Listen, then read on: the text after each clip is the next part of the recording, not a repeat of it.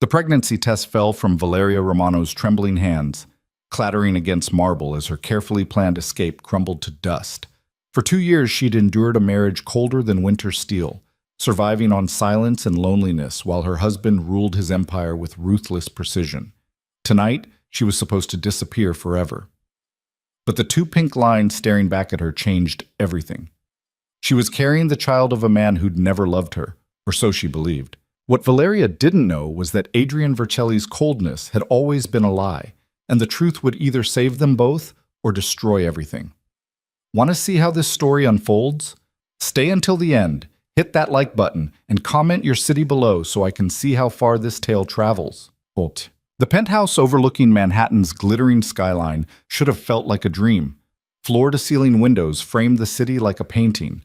Designer furniture filled rooms large enough to echo, and every surface gleamed with the kind of wealth most people only imagined. But to Valeria Romano, it felt like the most beautiful cage ever built.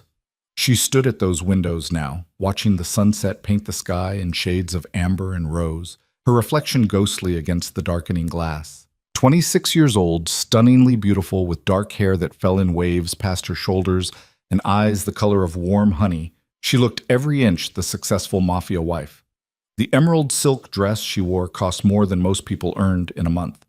Diamond earrings, a gift from her husband on their first anniversary, caught the fading light. But beneath the expensive facade, Valeria was drowning. 2 years. 730 days of waking up beside a man who barely looked at her. 730 nights of eating dinner in silence, of sleeping in the same bed as someone who felt like a stranger, of wondering how love could die so completely without ever being properly buried. Adrian Vercelli. Even his name carried weight in the shadows of New York's underworld. At 34, he commanded an empire built on power, precision, and fear. He was devastatingly handsome in that dangerous way that made smart women nervous. Sharp jawline, dark eyes that could strip away pretense with a single glance, and in presence that filled every room he entered. When he walked into restaurants, conversations stopped. When he made decisions, grown men trembled. But the man who terrified criminals and commanded absolute loyalty was the same man who barely spoke to his wife. Valeria pressed her palm against the cool glass, remembering the man she'd married. That Adrian had been different, still dangerous, still powerful, but warm in ways that made her feel alive. He'd courted her with an intensity that left her breathless, appearing at the small cafe where she worked with flowers and that devastating smile. He'd made her feel seen, cherished, essential. The wedding had been beautiful, small, intimate, perfect. She'd believed in fairy tales that day, standing beside him in her simple white dress, promising forever to a man who looked at her like she was his entire world. The fairy tale lasted exactly 3 months. The change was subtle at first. Adrian started coming home later, speaking less, retreating into whatever darkness lived behind those unreadable eyes. Conversations that once flowed easily became stilted, forced. The warmth that had drawn her to him cooled degree by degree until she was living with someone who treated her like an expensive piece of furniture. Necessary for appearances, but ultimately decorative. She'd tried everything. Romantic dinners he barely touched. Conversations he dismissed with monosyllables. Reaching for him in the night only to feel him pull away, murmuring about being tired, about work, about anything except the truth. Eventually, Valeria stopped trying. She learned to play the role expected of her, the perfect Mafia wife, who smiled at parties, stayed silent during business discussions, and pretended her heart wasn't breaking behind the designer clothes and flawless makeup. "Mrs. Vercelli?" The voice of Maria, their housekeeper, broke through her thoughts. "Will Mr. Vercelli be joining you for dinner?" Valeria didn't turn from the window. "Has he ever?" Maria's uncomfortable silence was answer enough. The older woman had worked for Adrian for years, long enough to witness the slow death of the marriage. "I'll set the table for one, then." "Thank you, Maria." Alone again, Valeria finally allowed herself to acknowledge the decision that had been building for months. The choice that terrified and liberated her in equal measure. She was going to leave Adrian. The thought should have brought panic, but instead she felt something close to relief. She'd been researching for weeks now. Small apartments in Boston, job opportunities, ways to disappear cleanly. She'd been secretly funneling money from the household account Adrian never monitored, building an escape fund one careful withdrawal at a time. Tomorrow, she'd planned to tell her best friend Sophie about the plan. Sophie, who'd been warning her about Adrian from the beginning, who'd watched Valeria transform from vibrant to hollow, would help. Together, they'd finalize the details. 1 month. That's all she needed. 1 month to prepare, to plan, to gather the courage to walk away from the only man she'd ever loved, even if he no longer loved her back. The sound of the penthouse door opening made her tense. Adrian was home early, a rarity that happened maybe twice a month. She heard his footsteps, the familiar rhythm of expensive shoes against marble, heading toward his study as always. Not toward her, never toward her. Valeria closed her eyes, fighting back the sting of tears she'd promised herself she wouldn't shed anymore. She'd cried enough for this marriage. Tonight, she just felt tired. Valeria. His voice, deep and commanding even when quiet, startled her. She turned to find Adrian standing in the doorway of the living room, still wearing his black suit, looking every inch the powerful boss he was. Even now, even drowning in loneliness and hurt, she couldn't deny how devastatingly attractive he was. "You're home early," she said, proud that her voice remained steady. "We need to talk." 4 words that made her heart plummet. In 2 years of near silence, Adrian suddenly needed to talk? She studied his face, trying to read the expression there, but he'd become a master at revealing nothing. About what? He moved into the room with that predatory grace that had once made her pulse race. Now it just made her wary. He stopped a few feet away, close enough to touch, but of course he didn't. "About us." The laugh that escaped her was bitter, brittle. "Us? There is no us, Adrian. There hasn't been for a long time." Something flickered in his dark eyes. Surprise, maybe pain, but it vanished too quickly to identify. "Valeria, no." The word came out sharper than intended, but 2 years of silence had built up an enormous pressure.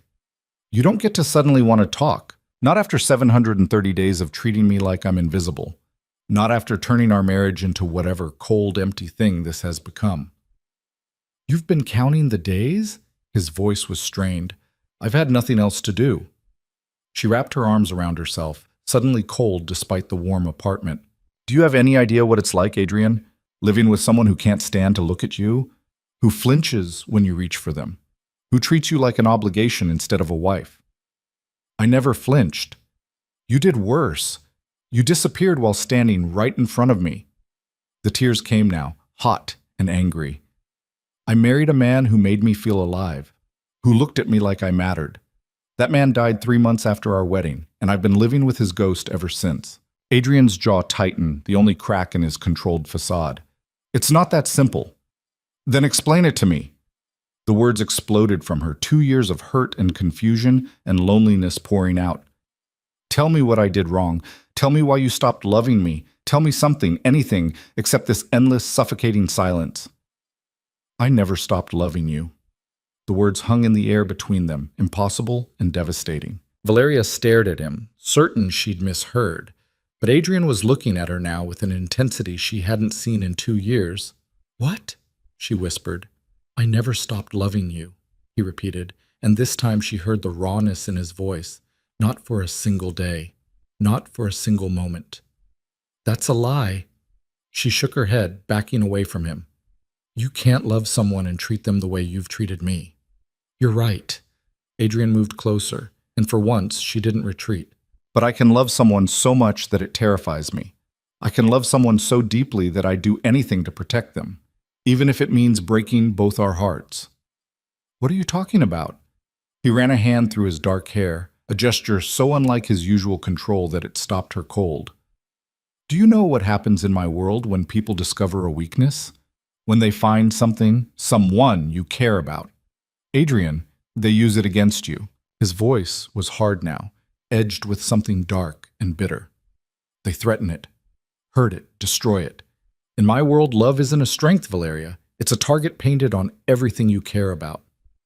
Understanding dawned slowly, horribly. "You pushed me away to protect me? From the moment we married, you became the most dangerous vulnerability in my life."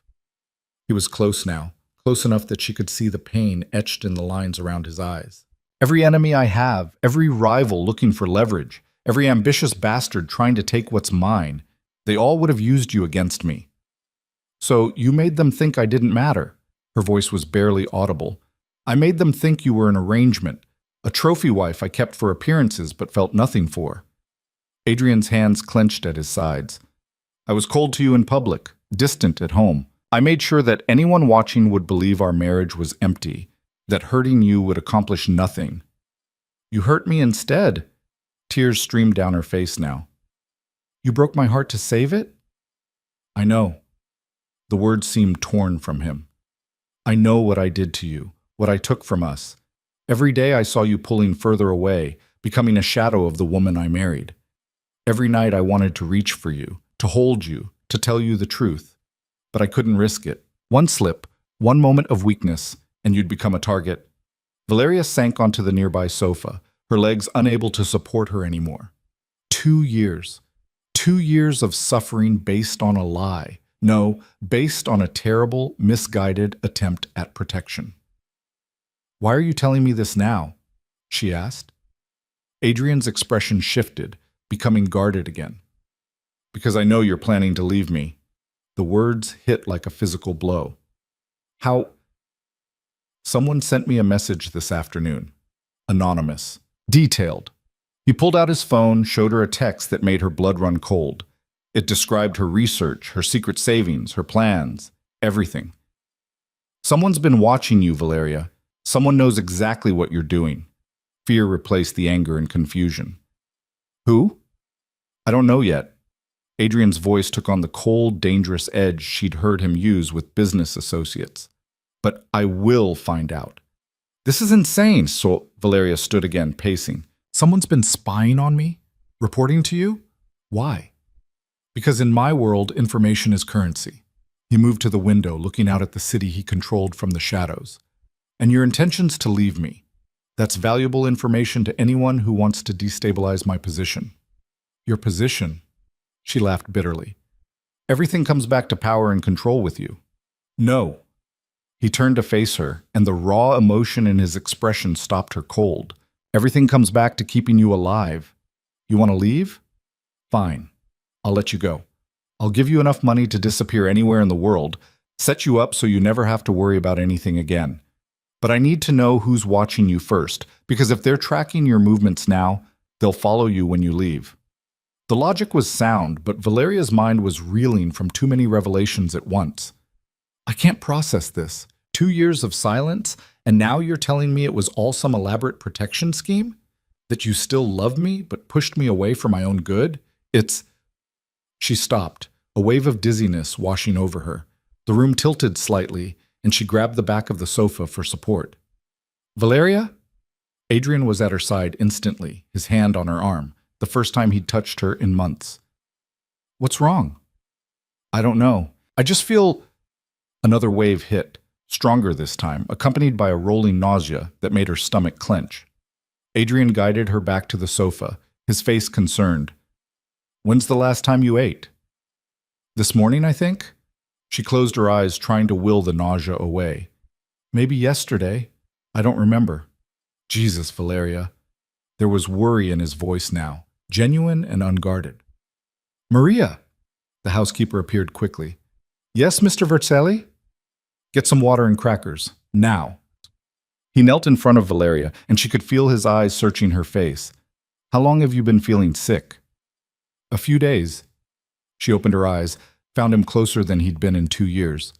It comes and goes. I thought it was just stress. Or it could be... Adrian stopped abruptly, his expression shifting from concern to something else entirely, something that looked almost like fear. Could be what? He stood, pacing now, his mind clearly racing. When he turned back to her, his voice was carefully controlled. When was your last period? The question caught her completely off guard. What? Your cycle, Valeria. When was it? She tried to think back, but the past few weeks had been such a blur of planning and secret preparations. I don't know. A few weeks ago? Maybe longer? How much longer? I don't know. The sharpness in her voice came from confusion, not anger. Why does it matter? Adrian crossed to the bar, poured himself a drink with hands that weren't quite steady. Because nausea, dizziness, missed periods, those are symptoms of something very specific. Understanding hit her like a freight train. No. It's possible. No.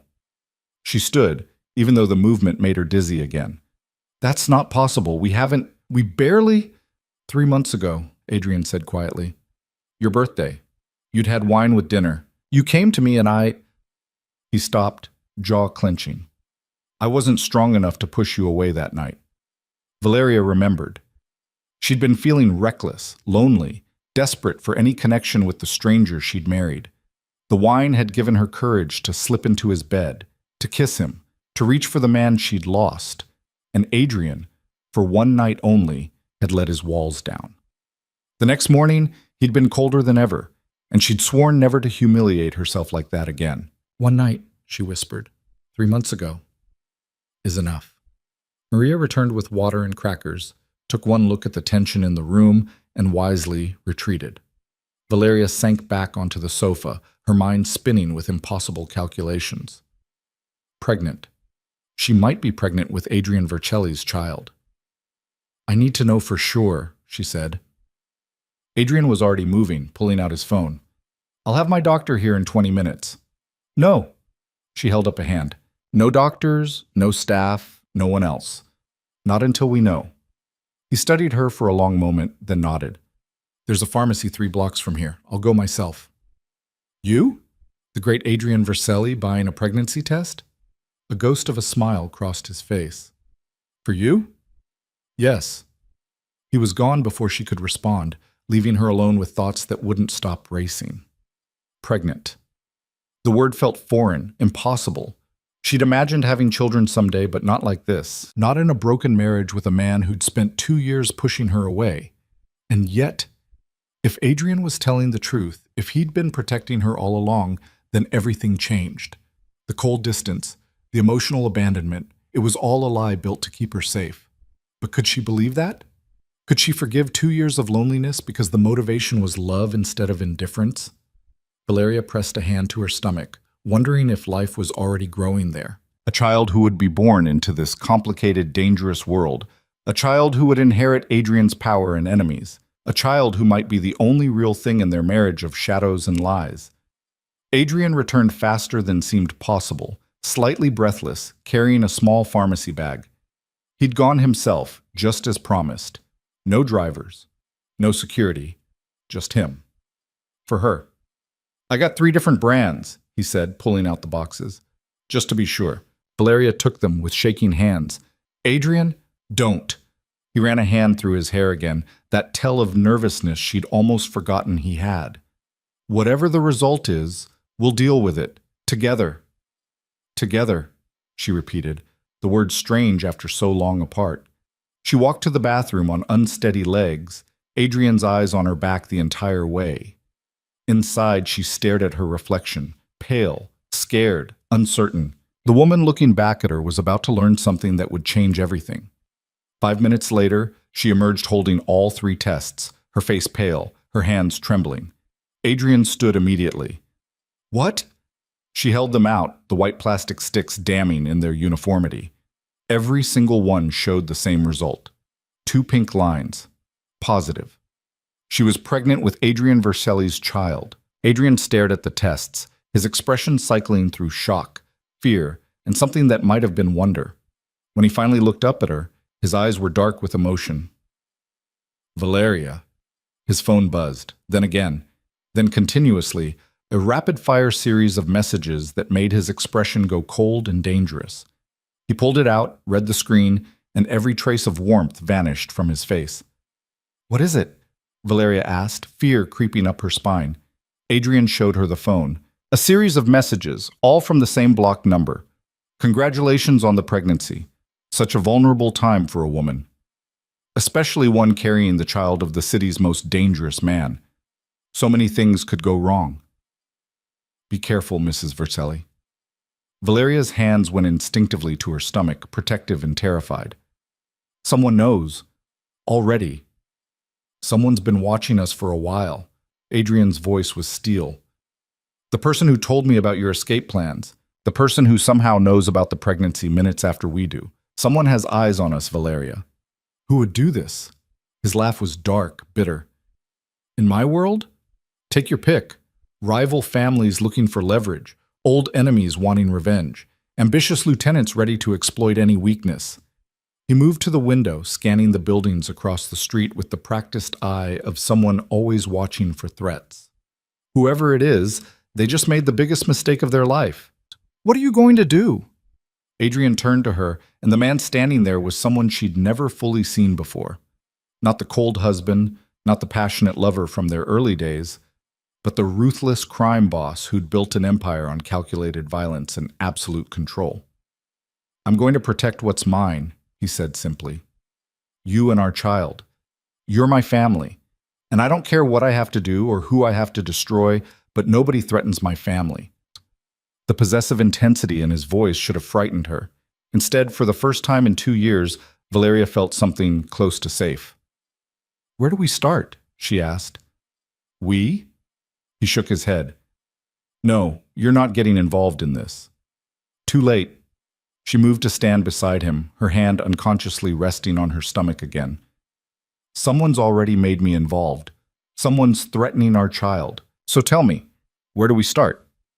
Adrian looked at her, really looked at her, and something shifted in his expression. Recognition, maybe. Respect. You're not the same woman I married. No, she agreed. That woman died somewhere in the past 2 years. You're stuck with whoever's left. A real smile crossed his face, brief but genuine. I think I like whoever's left even better. Before she could respond, his phone buzzed again. This time the message made his entire body go rigid. What? Valeria demanded. He showed her the screen. Running won't save you. There's nowhere you can hide. But try anyway.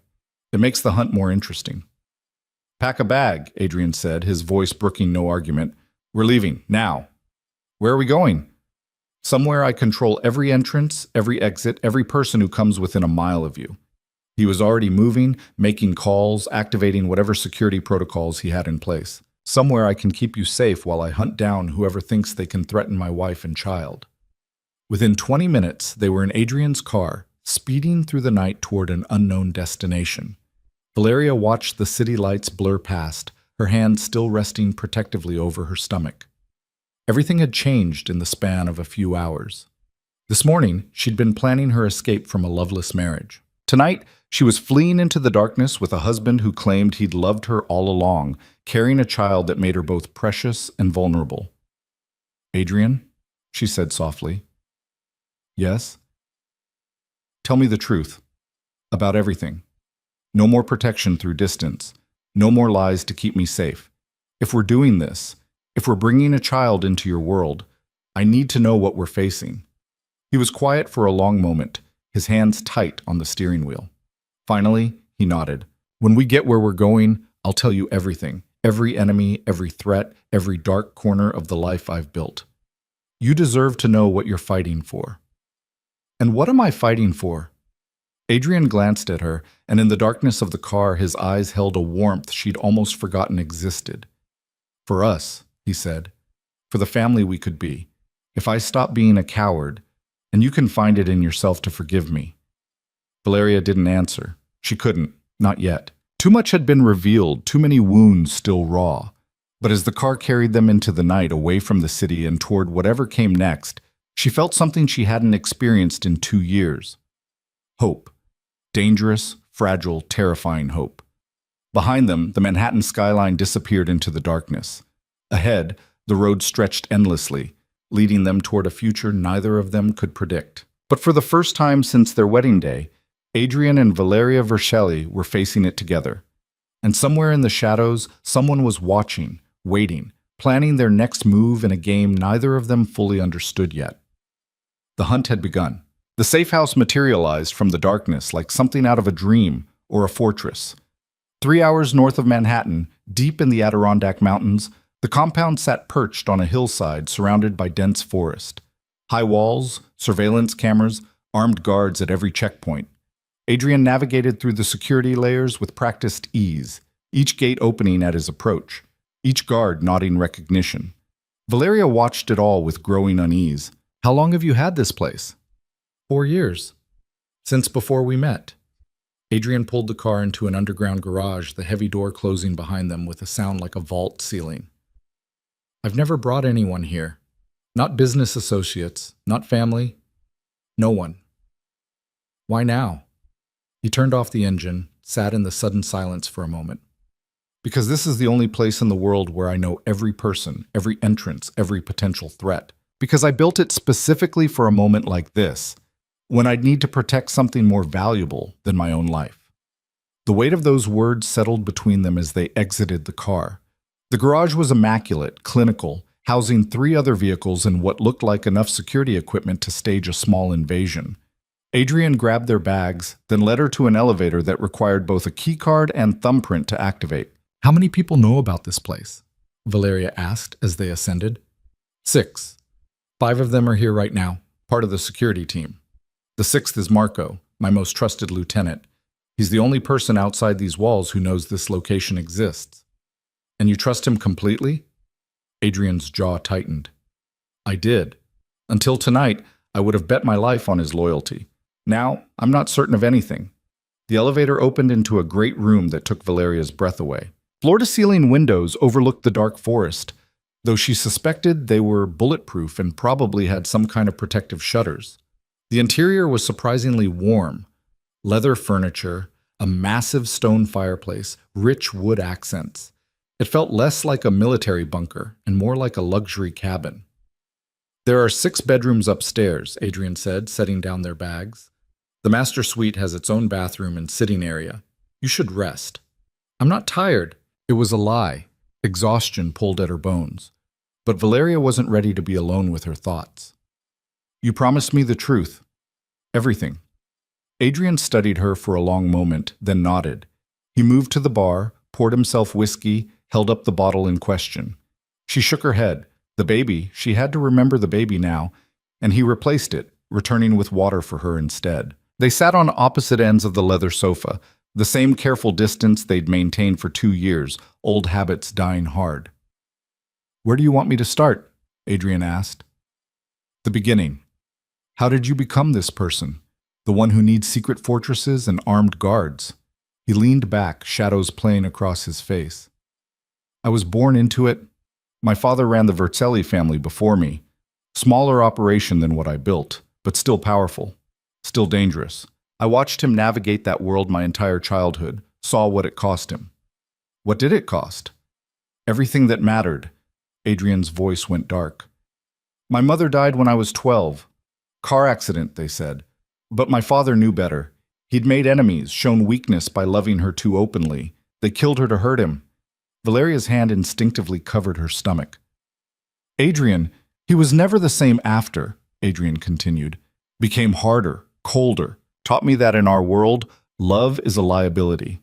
That the moment you care about someone, you paint a target on their back. He died when I was 22, heart attack brought on by decades of stress and violence. Left me an empire built on blood and the lesson that attachment equals vulnerability. So you decided never to attach to anyone. Until you. He looked at her directly. You weren't supposed to happen, Valeria. I had rules, systems. I never stayed with the same woman twice. Never let anyone close enough to matter. And then I walked into that cafe, and you smiled at me like I was just a man instead of a monster, and every rule I'd ever made shattered. She remembered that day.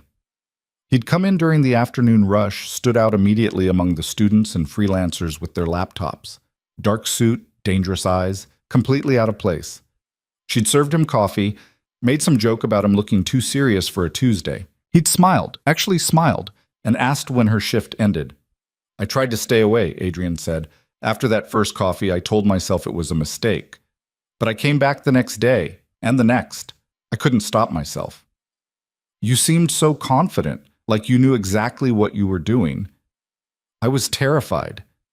The admission seemed to cost him, because for the first time in my life, I wanted something more than power or control.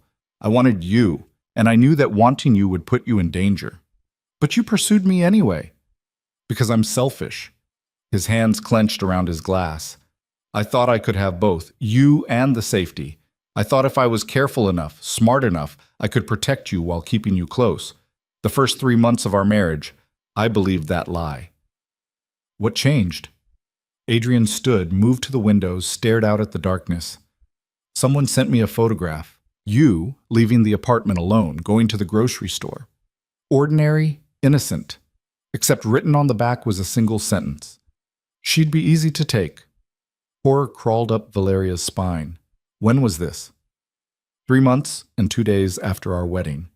His voice was flat, controlled. The next week I received 3 more. You at the gym, at lunch with Sophie, walking through Central Park, all with similar messages. So vulnerable, so unprotected. What a shame if something happened. Why didn't you tell me? Because telling you would have made it real, would have transferred the fear to you. He turned back to face her. I hired additional security instead. Had you followed everywhere by trained operatives, investigated who sent the photos, came up empty. Whoever it was had covered their tracks perfectly. So you pushed me away to make me seem unimportant. I made sure that anyone watching our marriage would think it was hollow, that you were arm candy, nothing more. I was cold in public, distant at home. I made you hate me to keep you safe. His voice cracked slightly. And it worked. The photos stopped. The threats disappeared. But I lost you in the process. Valeria's eyes burned with tears she refused to shed. You lost us both because I would have rather faced danger with you than safety without you. I know that now. Adrian crossed back to her, knelt in front of the sofa so they were eye level. I know I made the wrong choice. I was so focused on keeping you alive that I didn't consider whether you'd want to live the life I was forcing on you. But Valeria, you have to understand, I watched my father bury my mother. I've seen what happens when love becomes a weapon. I couldn't... His voice broke completely. I couldn't survive losing you that way. She reached out, her hand hovering near his face before finally making contact, fingers brushing his jaw. He closed his eyes at the touch like it pained him. So you lost me slowly instead, she whispered. Yes. They sat in that moment, 2 years of misunderstanding and hurt hanging between them. Finally, Valeria pulled her hand back. The pregnancy changes everything, she said. I know. We can't raise a child in this half-life. Either we're together, really together, or we end this completely. No more protection through distance. No more noble sacrifice. Because our baby deserves parents who are honest with each other, even when that honesty is dangerous. Adrian's dark eyes searched her face. What are you saying? I'm saying that if you want this marriage to survive, you have to let me in. All the way. The danger, the enemies, the darkness. I need to see all of it, and you need to stop treating me like I'm made of glass. She straightened her shoulders. I'm stronger than you think. Stronger than I knew I was. You're terrifying, Adrian said, but there was admiration in his voice. Good. Valeria stood, suddenly restless. Now tell me who you think is threatening us. Adrian rose as well, his mind clearly shifting gears into strategic mode. The timing is too precise to be coincidence. Someone knew about your escape plans before I did. Someone knew about the pregnancy within minutes of us finding out. That level of surveillance requires resources and access. Access to what? To us, our home, our phones, possibly our conversations. He pulled out his cell, stared at it with disgust. I'll have Marco bring clean devices tomorrow. These could be compromised. You said you trusted Marco completely. I do, but I also trusted my security team, my household staff, my business associates. Someone in my inner circle is feeding information to an enemy, either willingly or unknowingly. Valeria processed this. How many people are in your inner circle? Too many. Adrian moved to a laptop on the desk, opened it, pulled up what looked like organizational charts. I have 12 lieutenants who report directly to me. Each of them has their own crews, their own operations. Then there's the household staff, Maria, the security detail at the penthouse, the drivers. Add in the people who handle my legitimate businesses as cover. We're talking about maybe 200 people who have varying levels of access to my life. That's a lot of potential leaks, which is why I need to narrow it down. He pulled up another screen, this one showing surveillance feeds from what she recognized as their penthouse. Someone had to plant bugs or cameras to know about your plans.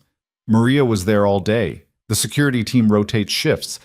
Any of them could have had access. Valeria joined him at the desk, studying the feeds. What about the pregnancy? How did they know so fast? That's what worries me most. Adrian's expression was grim. The only way they could know that quickly is if they have real-time audio surveillance in our home, which means they've been listening to everything we say. The violation of it made Valeria's skin crawl. How long?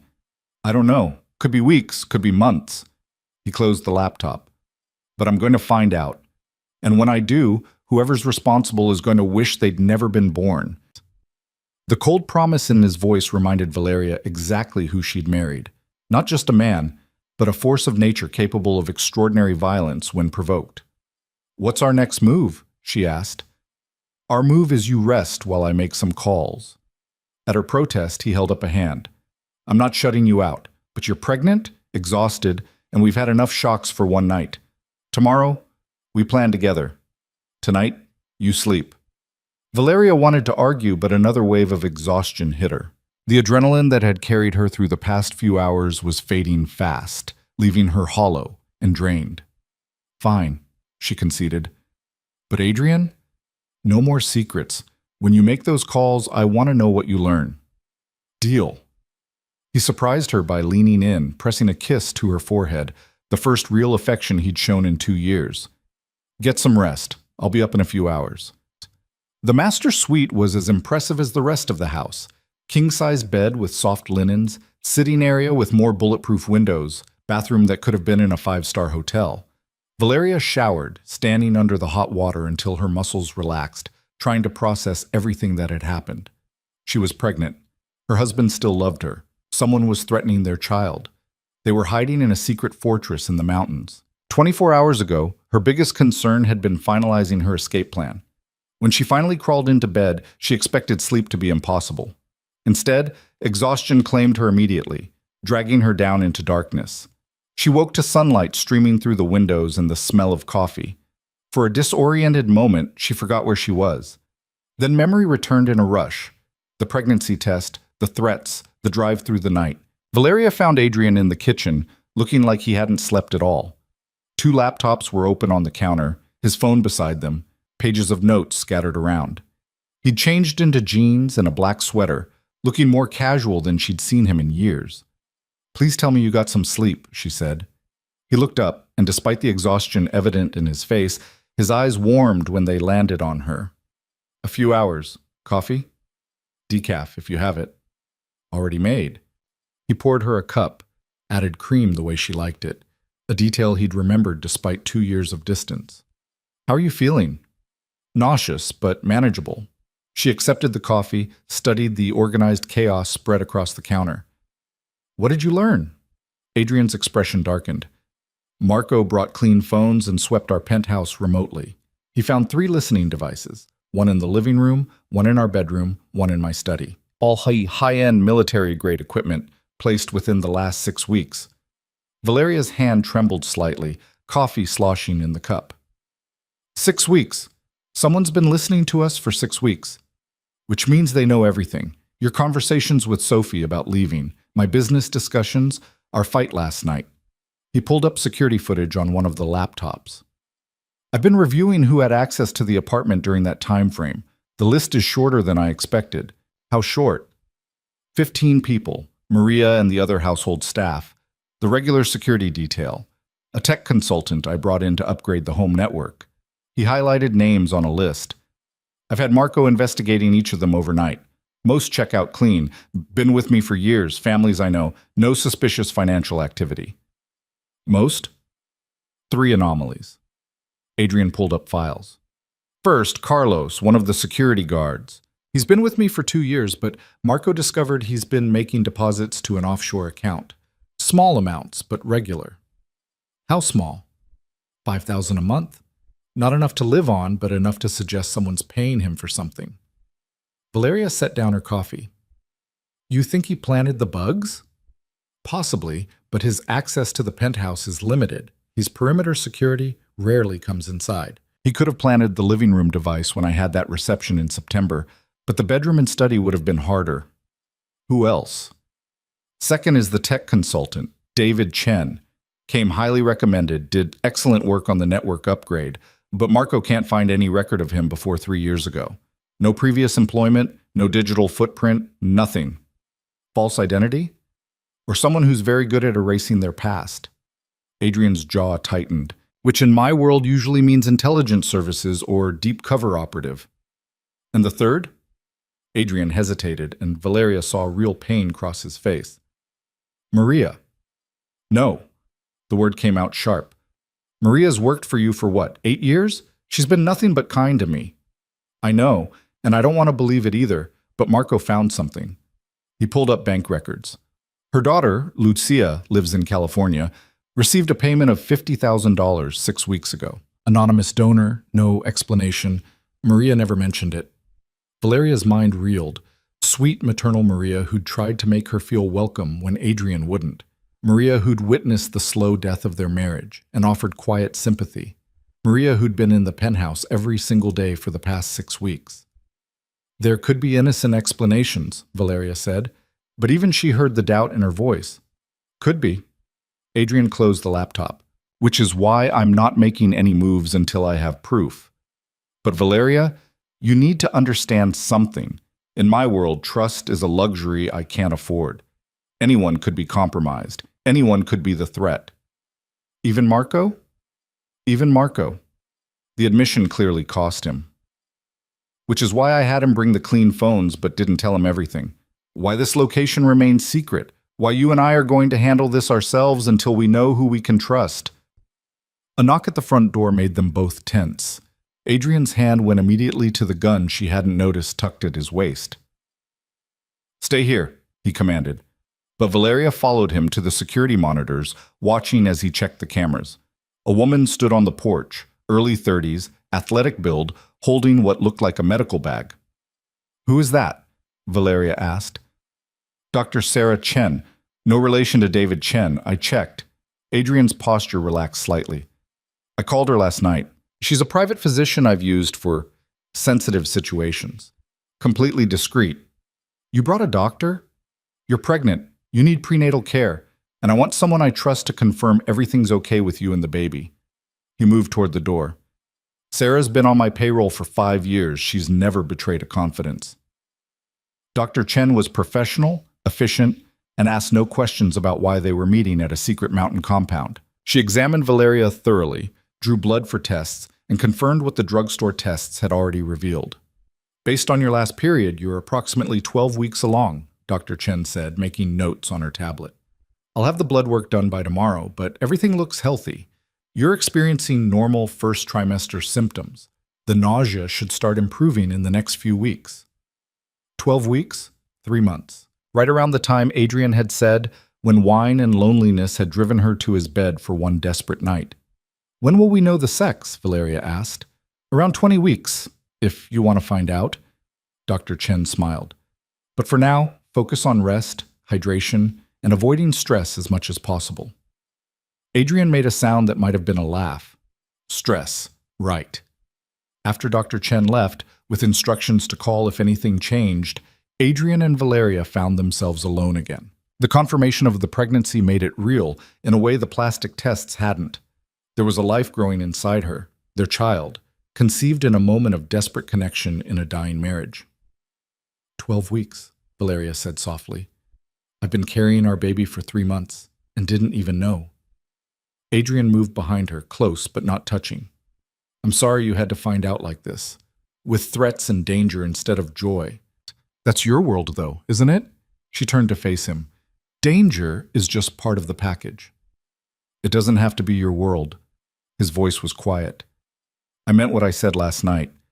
If you want to leave, really leave, not just plan it. I'll make it happen. Set you up somewhere safe, far from me and everything I represent. You and the baby would be protected, provided for. And you'd what? Stay here alone fighting enemies in the shadows? If it kept you safe, yes. Valeria studied his face, saw the genuine offer there. He would let her go, would sacrifice his own happiness to give her safety. The same twisted logic that had driven him to push her away for 2 years. No. she said firmly. Valeria, no more martyrdom, Adrian. No more noble sacrifice. She stepped closer. We're having this baby together, as a family, which means we fight this threat together and we figure out how to make this marriage work together.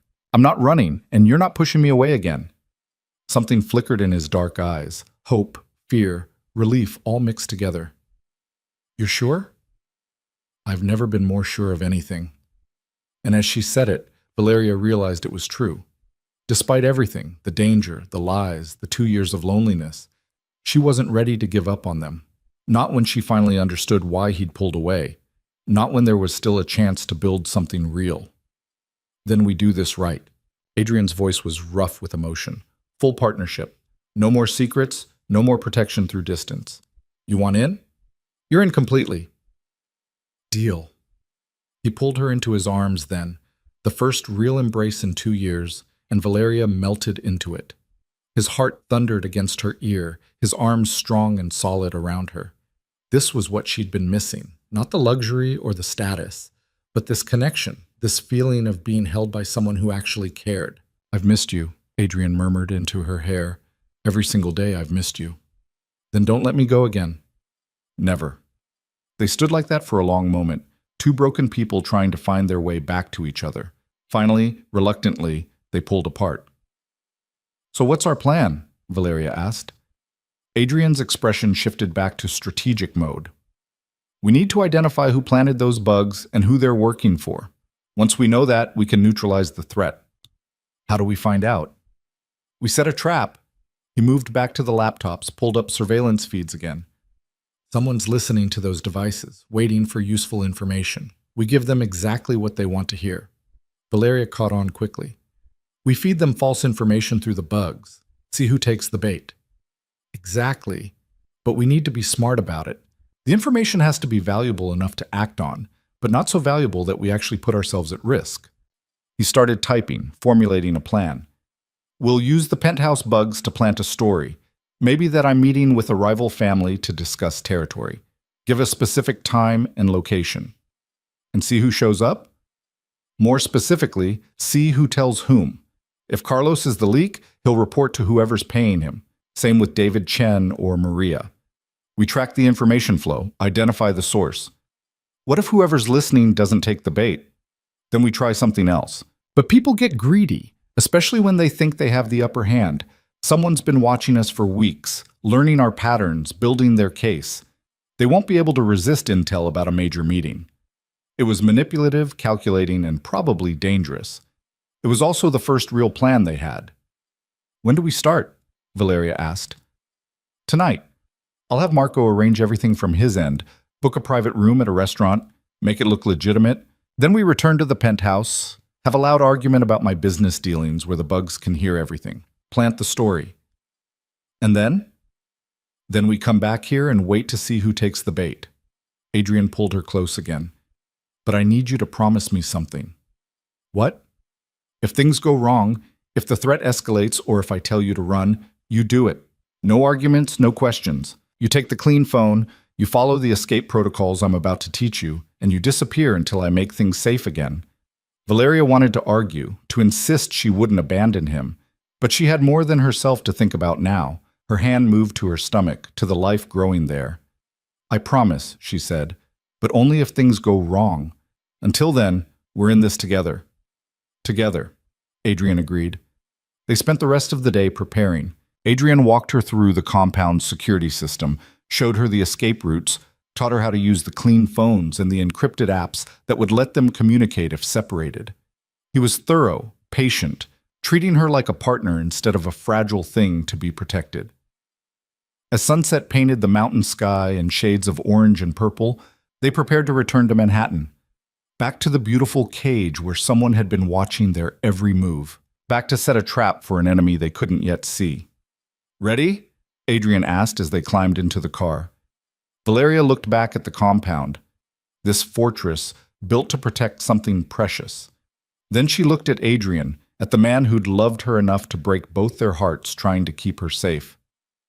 Ready, she said. The drive back to the city felt different than the panicked flight north. This time they had a plan, a purpose. This time they were united instead of broken. When they finally pulled into the underground garage of their building, Adrian turned to her one more time. "Last chance to change your mind," he said. "Once we walk back into that penthouse, we're committed to this path." Valeria thought about the child growing inside her, about the marriage she'd almost abandoned, about the man beside her who'd made terrible choices out of misguided love. "I'm not changing my mind," she said. "Let's catch whoever's threatening our family." They rode the elevator up in tense silence, both preparing for the performance they were about to give.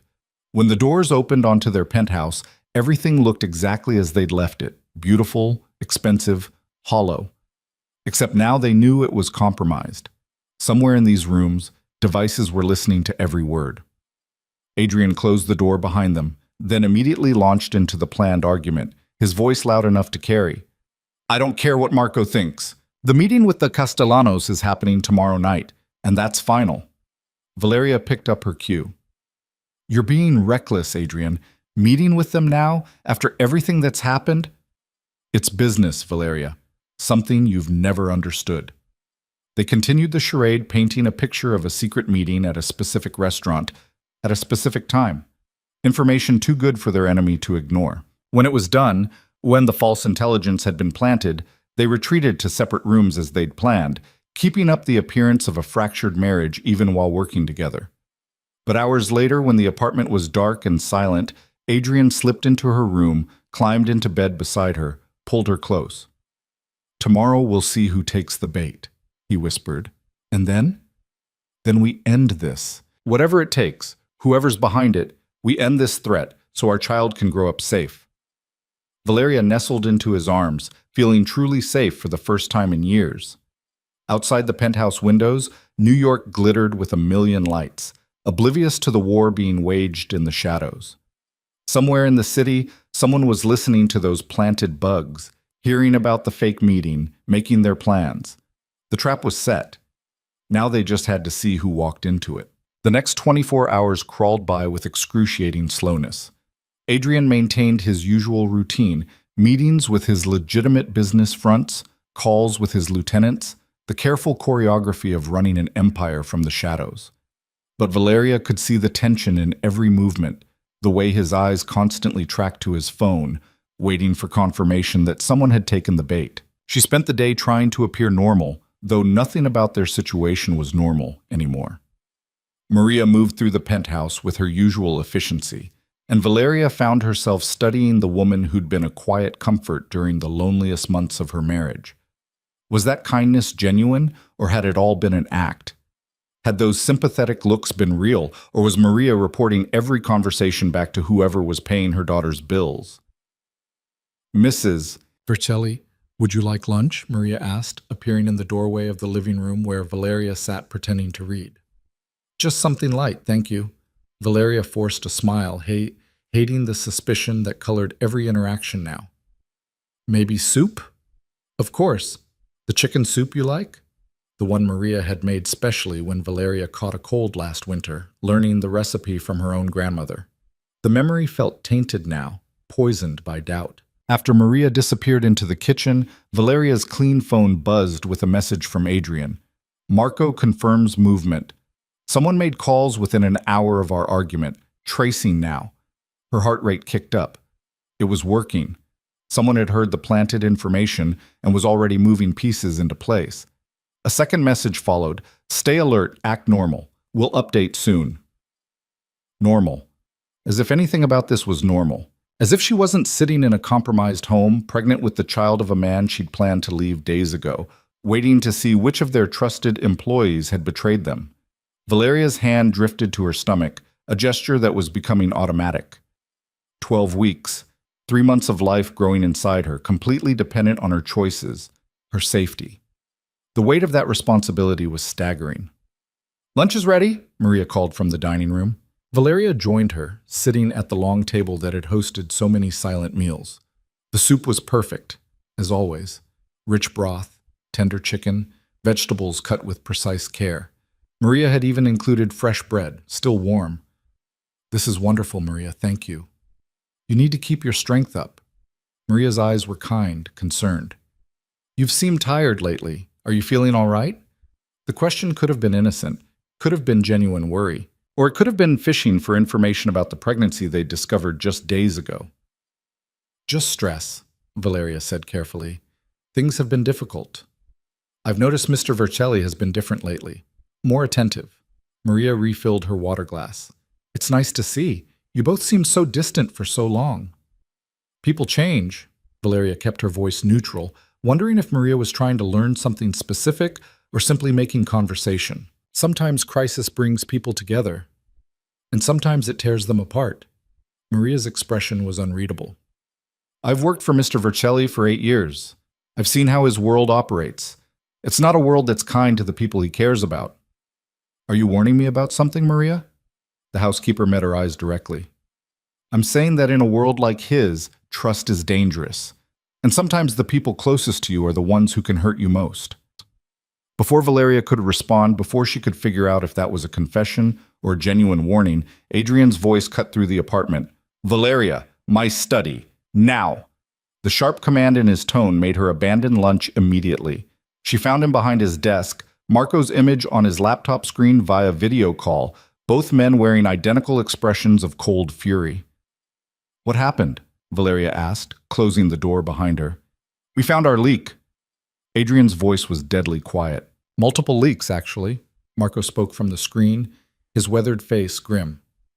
After you planted the false information about the Castellano meeting, I put surveillance on all 3 suspects, Carlos, David Chen, and Maria. Carlos made 4 phone calls within 2 hours. David Chen logged into an encrypted server and uploaded audio files. And Maria... He paused, genuine regret crossing his features. Maria sent a text message to an unknown number with details of the meeting location and time. Valeria's stomach dropped. All 3 of them? All 3, Adrian confirmed, which means this isn't just one person selling information. This is a coordinated operation. Someone recruited multiple people in my household to gather intelligence. But why? Valeria moved closer to the desk. What do they gain from listening to us? Knowledge is power, Marco said. Your marriage troubles, your plans to leave, the pregnancy, all of it paints a picture of Adrian's vulnerabilities. And in our world, vulnerabilities are currency. Adrian pulled up files on his screen showing the phone records and data transfers Marco had traced. The question is who they're reporting to. Marco tracked the communications. They all lead back to different points, but there's a pattern. What kind of pattern? All the money comes from the same source, filtered through different accounts to hide the connection.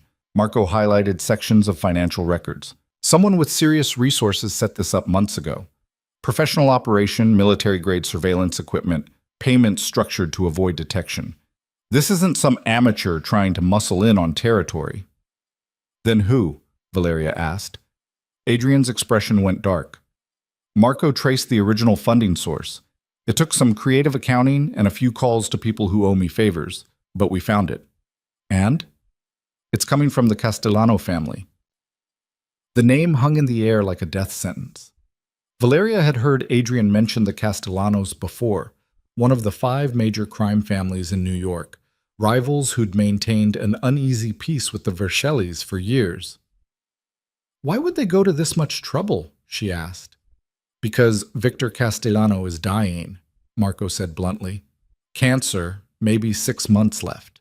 And his 3 sons are fighting over who takes control. The youngest, Dante, thinks the best way to prove himself is to eliminate the competition before the old man dies. By going after Adrian's family, Valeria finished, understanding dawning. Make him look weak, distracted by personal problems. Then move in on his territory while he's vulnerable. Exactly. Adrian's hands clenched on the desk. They've been watching us for weeks, gathering information, waiting for the right moment to strike. Your plans to leave would have been perfect. Wife abandoning the great Adrian Vercelli. Would have made me look foolish, damaged my reputation. But then I got pregnant instead, which gave them something even better. His voice was ice. A pregnant wife and an unborn child. The ultimate leverage. They could threaten you both, force me to make concessions, maybe even get me to walk away from my territory entirely to keep you safe. Valeria felt cold despite the warm room. What are we going to do? Adrian looked at Marco. How many people know about the real meeting tomorrow? Just us. I set it up exactly as you specified. Booked the private room at Maria, made it look legitimate. As far as the Castellanos know, you'll be there negotiating with them at 8 p.m. Good. Adrian's smile was predatory. Then that's exactly where I'll be, but not to negotiate. Adrian, Valeria started, but he cut her off. This ends tomorrow night. The Castellanos made a mistake going after my family. Now I'm going to remind them why that was a very bad idea. Marco's expression was approving. You want me to arrange the usual support? No, I want you to make sure Valeria gets back to the mountain compound safely. Take the route through Connecticut, full security detail.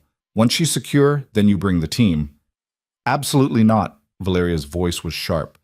You're not sending me away while you walk into a trap. It's not a trap if I'm expecting it. Adrian stood, moved around the desk. I'll have 20 armed men positioned around that restaurant. The Castellanos think they're meeting me for negotiation. Instead, they're going to find out what happens when someone threatens what's mine. And if something goes wrong, if they're more prepared than you think, then Marco gets you somewhere safe and you raise our child far away from this world.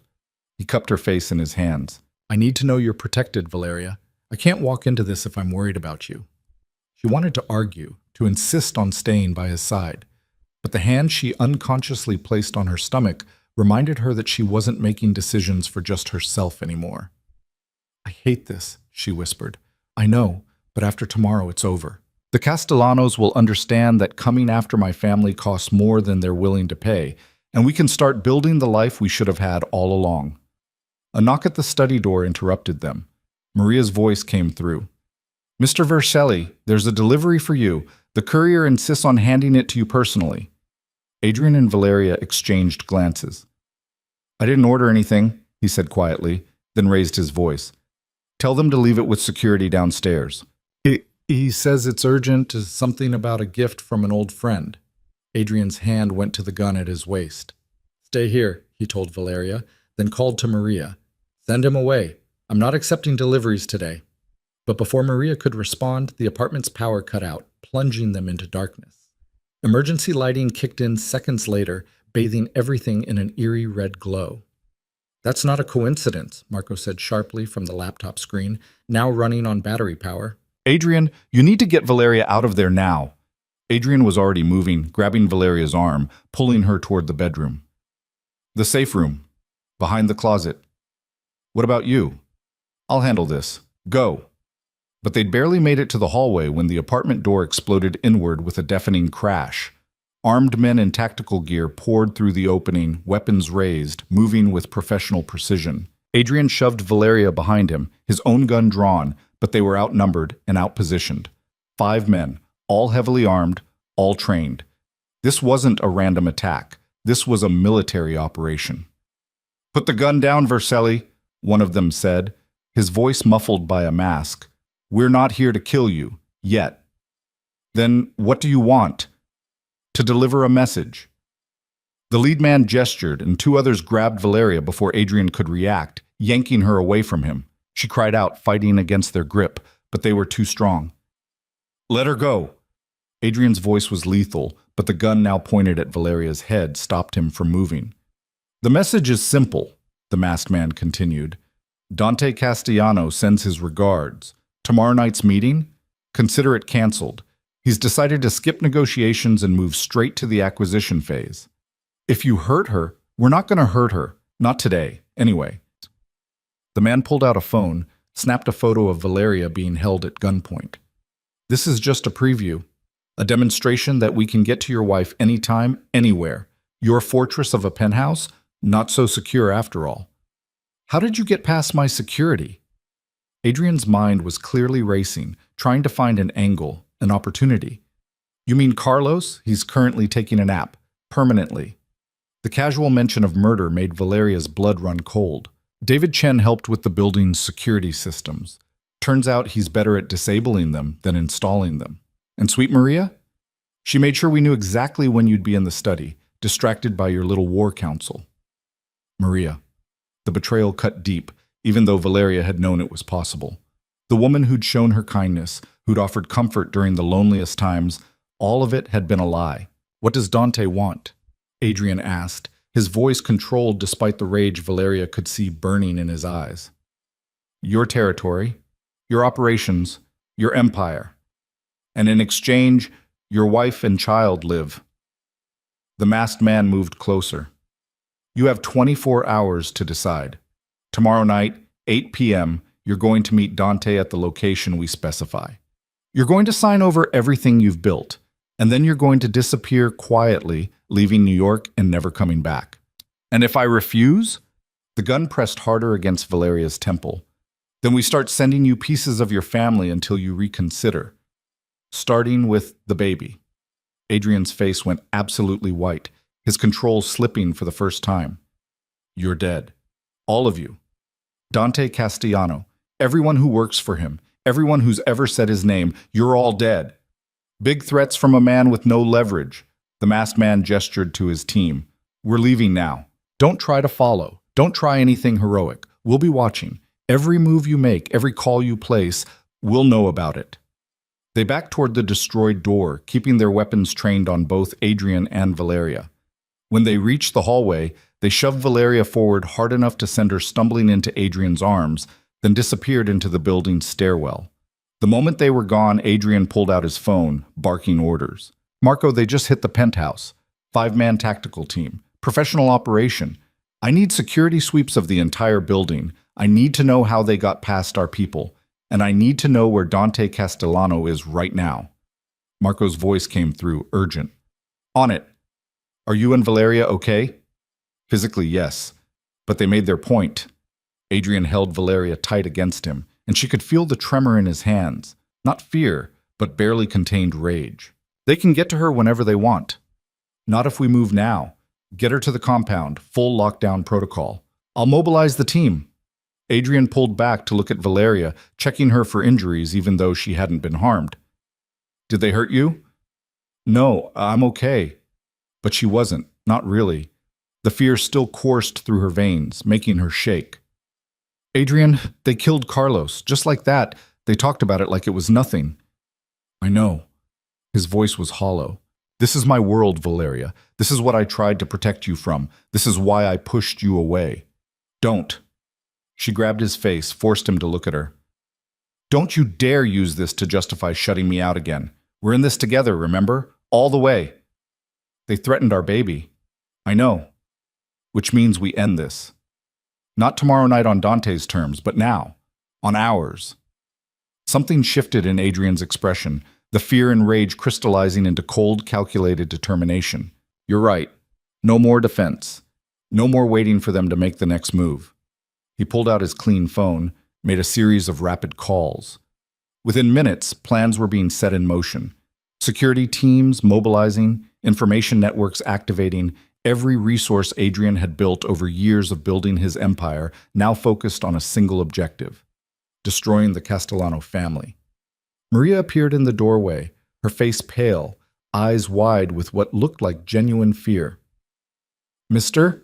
Vercelli, I heard... Save it. Adrian's voice could have cut glass. I know about the texts, the payments to your daughter, everything. You've been feeding information to the Castellanos for 6 weeks. The housekeeper's face crumpled. They said they'd hurt Lucia, that if I didn't help them, they'd... Tears streamed down her face.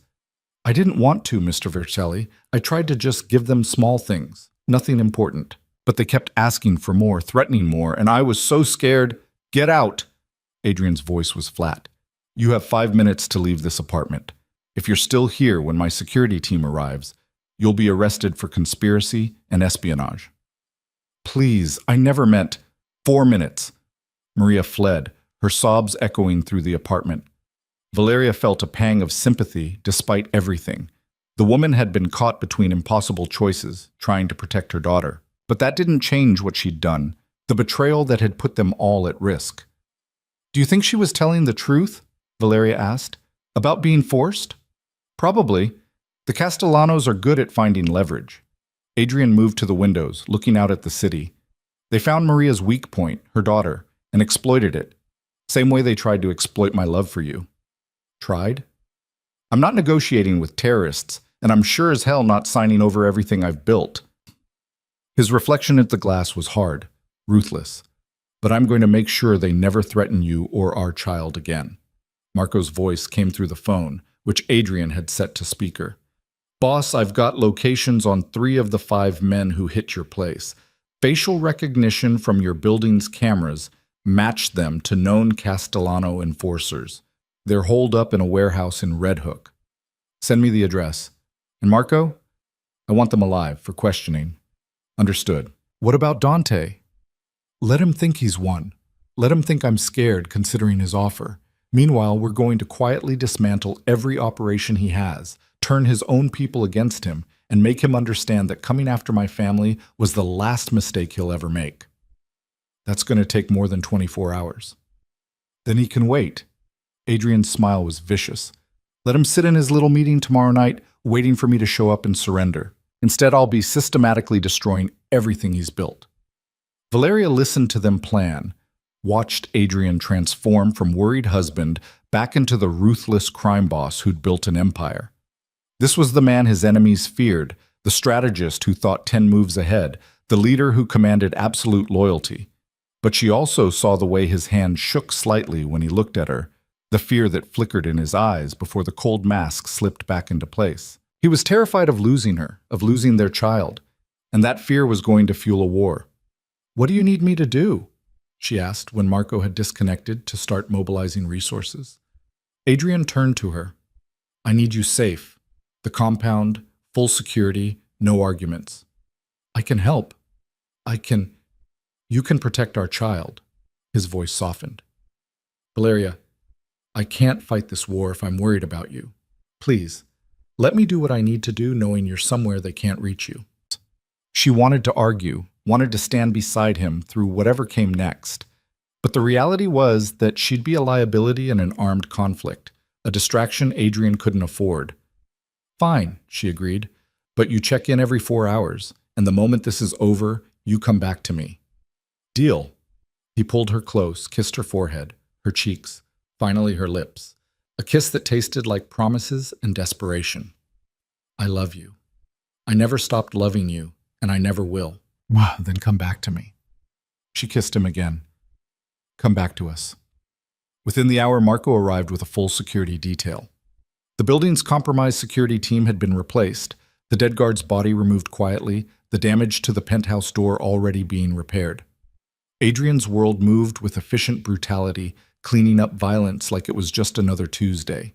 Valeria packed a bag under Marco's watchful eye, gathering clothes and necessities for what might be an extended stay at the compound.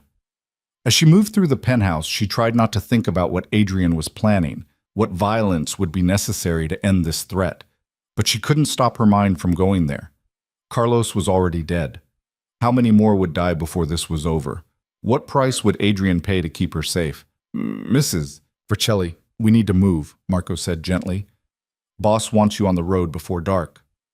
She took one last look at the apartment, the beautiful cage that had felt like a prison for so long. When she came back, everything would be different. Either Adrian would have won and they could start building a real life together, or he'd be dead and she'd be raising their child alone. "I'm ready," she said. Adrian met them at the elevator, his face carefully controlled. He pulled Valeria aside, spoke quietly enough that Marco and the security team couldn't hear. "If something goes wrong, nothing's going to go wrong. If it does," he continued firmly, "Marco has instructions. Bank accounts in your name, properties around the world, everything you and the baby would need. Documents for new identities, contacts who can help you disappear, you'll be taken care of." "Adrian, stop. I need to say this." His hands cupped her face. "You're the best thing that ever happened to me. These past 2 years, pushing you away, they were the biggest mistake of my life. If I could go back, if I could do it differently, we can't go back, but we can go forward." She covered his hands with hers. "So you need to win this fight, Adrian. You need to come back to me so we can have that forward together." "I will." He kissed her one more time, deep and claiming. "I swear to you, I will." Then Marco was ushering her into the elevator, and the doors were closing, and Adrian was standing alone in the penthouse, looking like a man preparing for war. The drive to the compound felt endless. Marco had brought 3 other vehicles, each with armed guards, creating a convoy designed to repel any attack.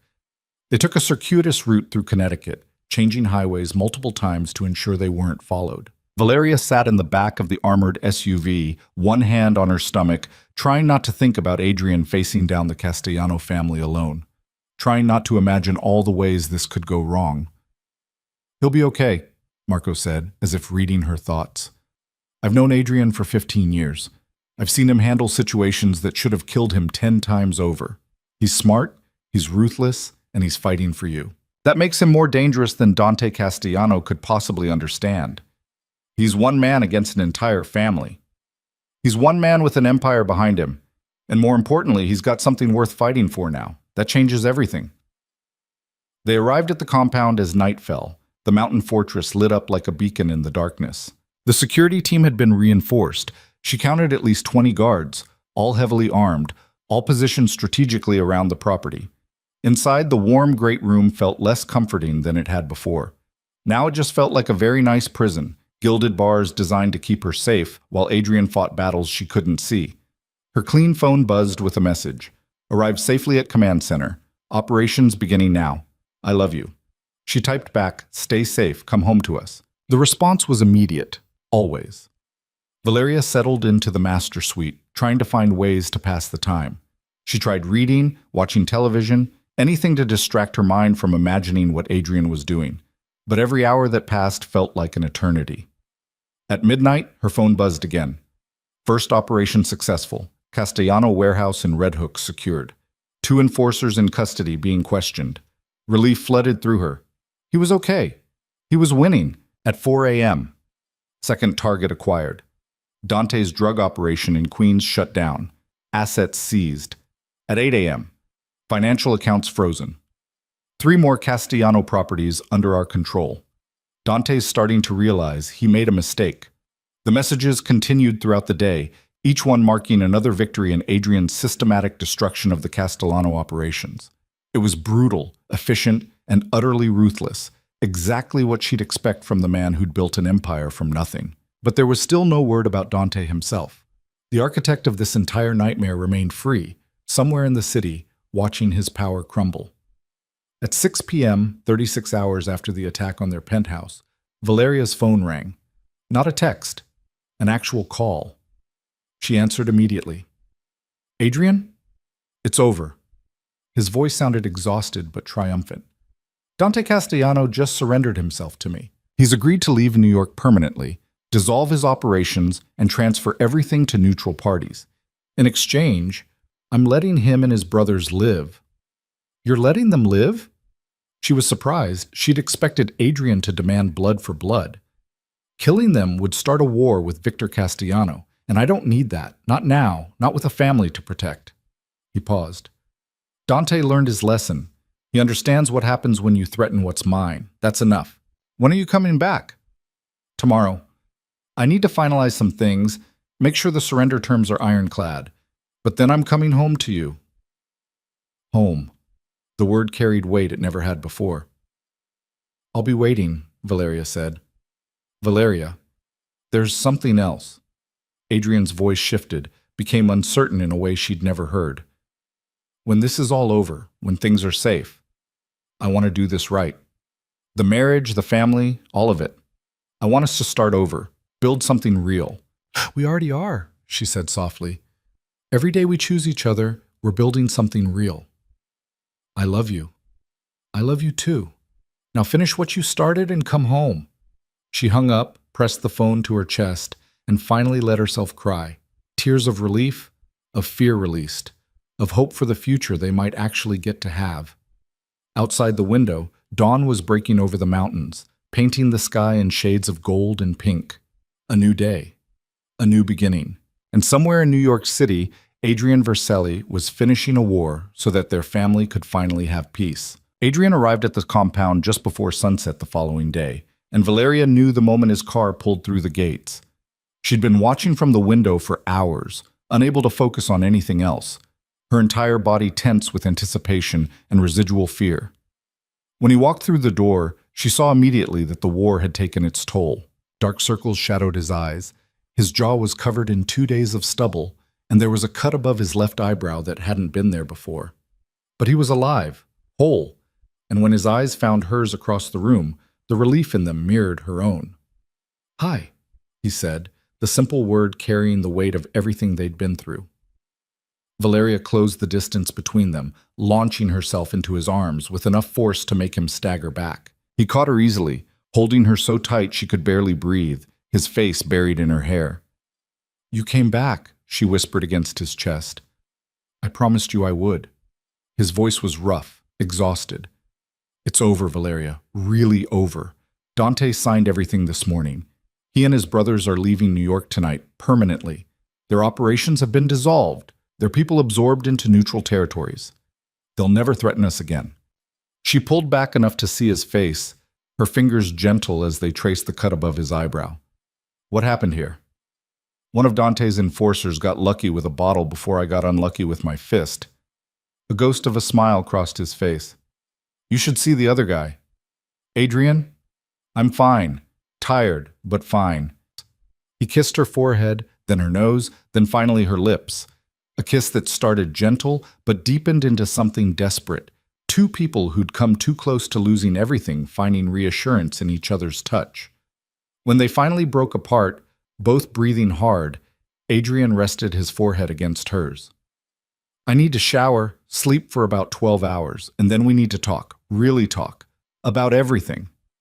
"I'll be here," Valeria promised. She waited downstairs while he showered, making tea she didn't drink, trying to process the fact that the immediate danger had passed. Dante Castellano was gone. The surveillance equipment had been removed from their penthouse. The people who'd betrayed them were either dead or fled. They were safe. So why did she still feel like she was waiting for the other shoe to drop? Adrian reappeared an hour later, clean and wearing comfortable clothes, looking more human but still exhausted. He'd shaved, tended to the cut on his face, but the weariness went deeper than physical fatigue. "You should sleep," Valeria said when he joined her on the sofa. "I will, but first we talk." He took her hand, his thumb tracing circles on her palm. "These past few days, fighting to protect you and our baby, it made me realize something." "What?" "I've spent 2 years trying to keep you safe by pushing you away. And in those 2 years, I made you miserable, made myself miserable, and didn't actually protect you from anything. The moment real danger came, all my careful distance meant nothing. The Castellanos still found a way to threaten you." Valeria listened, seeing the self-recrimination in his eyes. "But when we worked together," Adrian continued, "when we trusted each other and fought as partners, that's when we actually won. You were right that first night when you said we needed to be honest with each other, even when honesty is dangerous. I should have trusted you with the truth from the beginning. You were trying to protect me. I was trying to control a situation that couldn't be controlled." His grip on her hand tightened. "I can't promise you that there won't be more threats. My world doesn't work that way. There will always be someone looking for an advantage, someone willing to target the people I love to get to me. But I can promise you that I'll never lie to you about it again. No more distance, no more protection through coldness. We face everything together." "Together," Valeria agreed. "But Adrian, that has to go both ways. You can't make unilateral decisions about what's best for me, for us. If we're partners, then we make choices as partners. Even when those choices put you in danger? Especially then." She placed his hand on her stomach, over the small life growing there.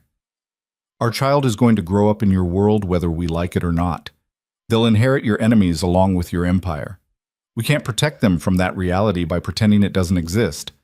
But we can teach them to be strong, to be smart, to face danger with their eyes open." Adrian's eyes went soft as his palm spread across her belly. "You're going to be an amazing mother. And you're going to be an amazing father. If you stop trying to save everyone by sacrificing yourself." He laughed, the sound rusty but genuine. "When did you get so wise?" "When I spent 2 years married to someone who wouldn't talk to me. Gave me a lot of time to think." She shifted closer, tucking herself against his side. "So what happens now? Do we go back to the penthouse? Back to normal life?" "Eventually. But first I want to take some time. Just us. Away from the city. Away from the business. Let you recover from the stress. Let us figure out how to actually be married to each other." His hand continued its gentle exploration of her stomach. "And I want to completely restructure my security. What happened with the Castellanos showed me I've gotten sloppy, trusted the wrong people, relied on systems that could be compromised. What about your business, your operations? Marco can handle things for a few weeks. He's been my second for 10 years. He knows how everything works. And honestly, the Castellanos situation actually strengthened my position. Their territory, their operations, it all got redistributed, and I made sure the right people understood that I was the one who orchestrated it. He paused. I also made some calls while I was in the city, started the process of legitimizing some of our operations. Valeria sat up, surprised. Legitimizing? I can't keep running the same operations when I have a child to think about. Too risky, too many variables I can't control. His expression was thoughtful. I'm not going to become a saint overnight. I am who I am. But there are ways to maintain power and influence without the constant violence. Real estate, investment firms, security consulting. Wealthy people love hiring someone with my particular skill set to protect their interests. What, you're going to go legitimate? Partially. Transition some things, maintain others more quietly. It'll take years, but by the time our child is old enough to understand what I do, I want them to see a father who builds things instead of just destroying them. The thought of Adrian as anything other than a crime boss was strange, but Valeria could see the determination in his face. He meant it. He was actually willing to change his entire life for their family. That's going to make you a lot of enemies, she said quietly. The families who benefit from the current system won't like you disrupting it. Let them try to stop me. The steel in his voice reminded her exactly who she was talking to. I just took down the Castellano family in 48 hours. Anyone else who wants to test me is welcome to try. They sat together as the sun fully set, the room darkening around them until the only light came from the fireplace. Marco appeared briefly to update Adrian on security arrangements and confirmed that all systems were nominal, then disappeared again with the discretion of someone who understood when to leave his boss alone. "Are you hungry?" Adrian asked eventually. "I can't remember the last time either of us ate a real meal." "Starving, actually." Now that the immediate crisis had passed, Valeria's body was reminding her of all the normal human needs she'd been ignoring. Though I should warn you, pregnancy cravings are starting to kick in. I've been dreaming about pickles and ice cream. "That's a real thing?" Adrian stood, pulling her up with him. "I thought that was just in movies." "Very real. Also, apparently I can't stand the smell of coffee anymore, which is tragic." They moved to the kitchen, and Adrian proved surprisingly competent at assembling a meal from the well-stocked refrigerator. Nothing fancy, grilled cheese sandwiches and tomato soup, but it was warm and comforting, and they ate together at the kitchen island like a normal couple might. "Tell me about the doctor's appointment," Adrian said as they ate. "I know Dr. Chen confirmed the pregnancy, but what else did she say?" Valeria filled him in on the details. The 12-week timeline, the blood tests, the warning about stress. "She wants to see me again in 2 weeks for a more thorough ultrasound. We might be able to hear the heartbeat then." "I want to be there for that." The intensity in his voice made it clear this wasn't a request. "For all of it. Every appointment, every milestone. I missed the first 3 months not even knowing you were pregnant. I don't want to miss anything else." "You won't." She reached across to take his hand. "We're doing this together, remember?" They finished eating and cleaned up side by side, falling into an easy rhythm that felt both foreign and natural. 2 years of living as strangers had created awkwardness, but beneath it was the foundation of what had drawn them together in the first place, the easy compatibility, the way they fit together. "I should sleep," Adrian said eventually, exhaustion clearly catching up to him. "I'm dead on my feet. Come on." Valeria led him upstairs to the master suite, the same room she'd been staying in since arriving at the compound. When he hesitated at the doorway, she gave him a look. "You're not sleeping somewhere else. We've spent enough nights apart." "I just don't want to assume. Adrian, get in the bed." He did, and Valeria climbed in beside him, fitting herself against his side the way she used to in those first perfect months of their marriage. His arm came around her automatically, holding her close, and within minutes his breathing had evened out into sleep. Valeria stayed awake longer, her hand on her stomach, thinking about the future. They had so much to figure out still, where they'd live, how they'd navigate parenthood, what Adrian's transition to legitimate business would actually look like. But for the first time in 2 years, she felt genuine hope that they could figure it out together. She woke the next morning to find Adrian already awake, propped up on one elbow, watching her with an expression of such tenderness it made her chest ache. "How long have you been awake?" she asked, her voice rough with sleep. "A while. I was watching you sleep." He brushed hair back from her face. "I forgot how beautiful you are first thing in the morning, how the sunlight catches in your hair, how peaceful you look when you're not worrying about everything." "Well, that's borderline creepy, watching someone sleep." "Probably, but I've missed 2 years of mornings with you. I'm making up for lost time." Valeria stretched, felt the familiar wave of nausea that came with early pregnancy. "I need crackers and maybe some ginger ale."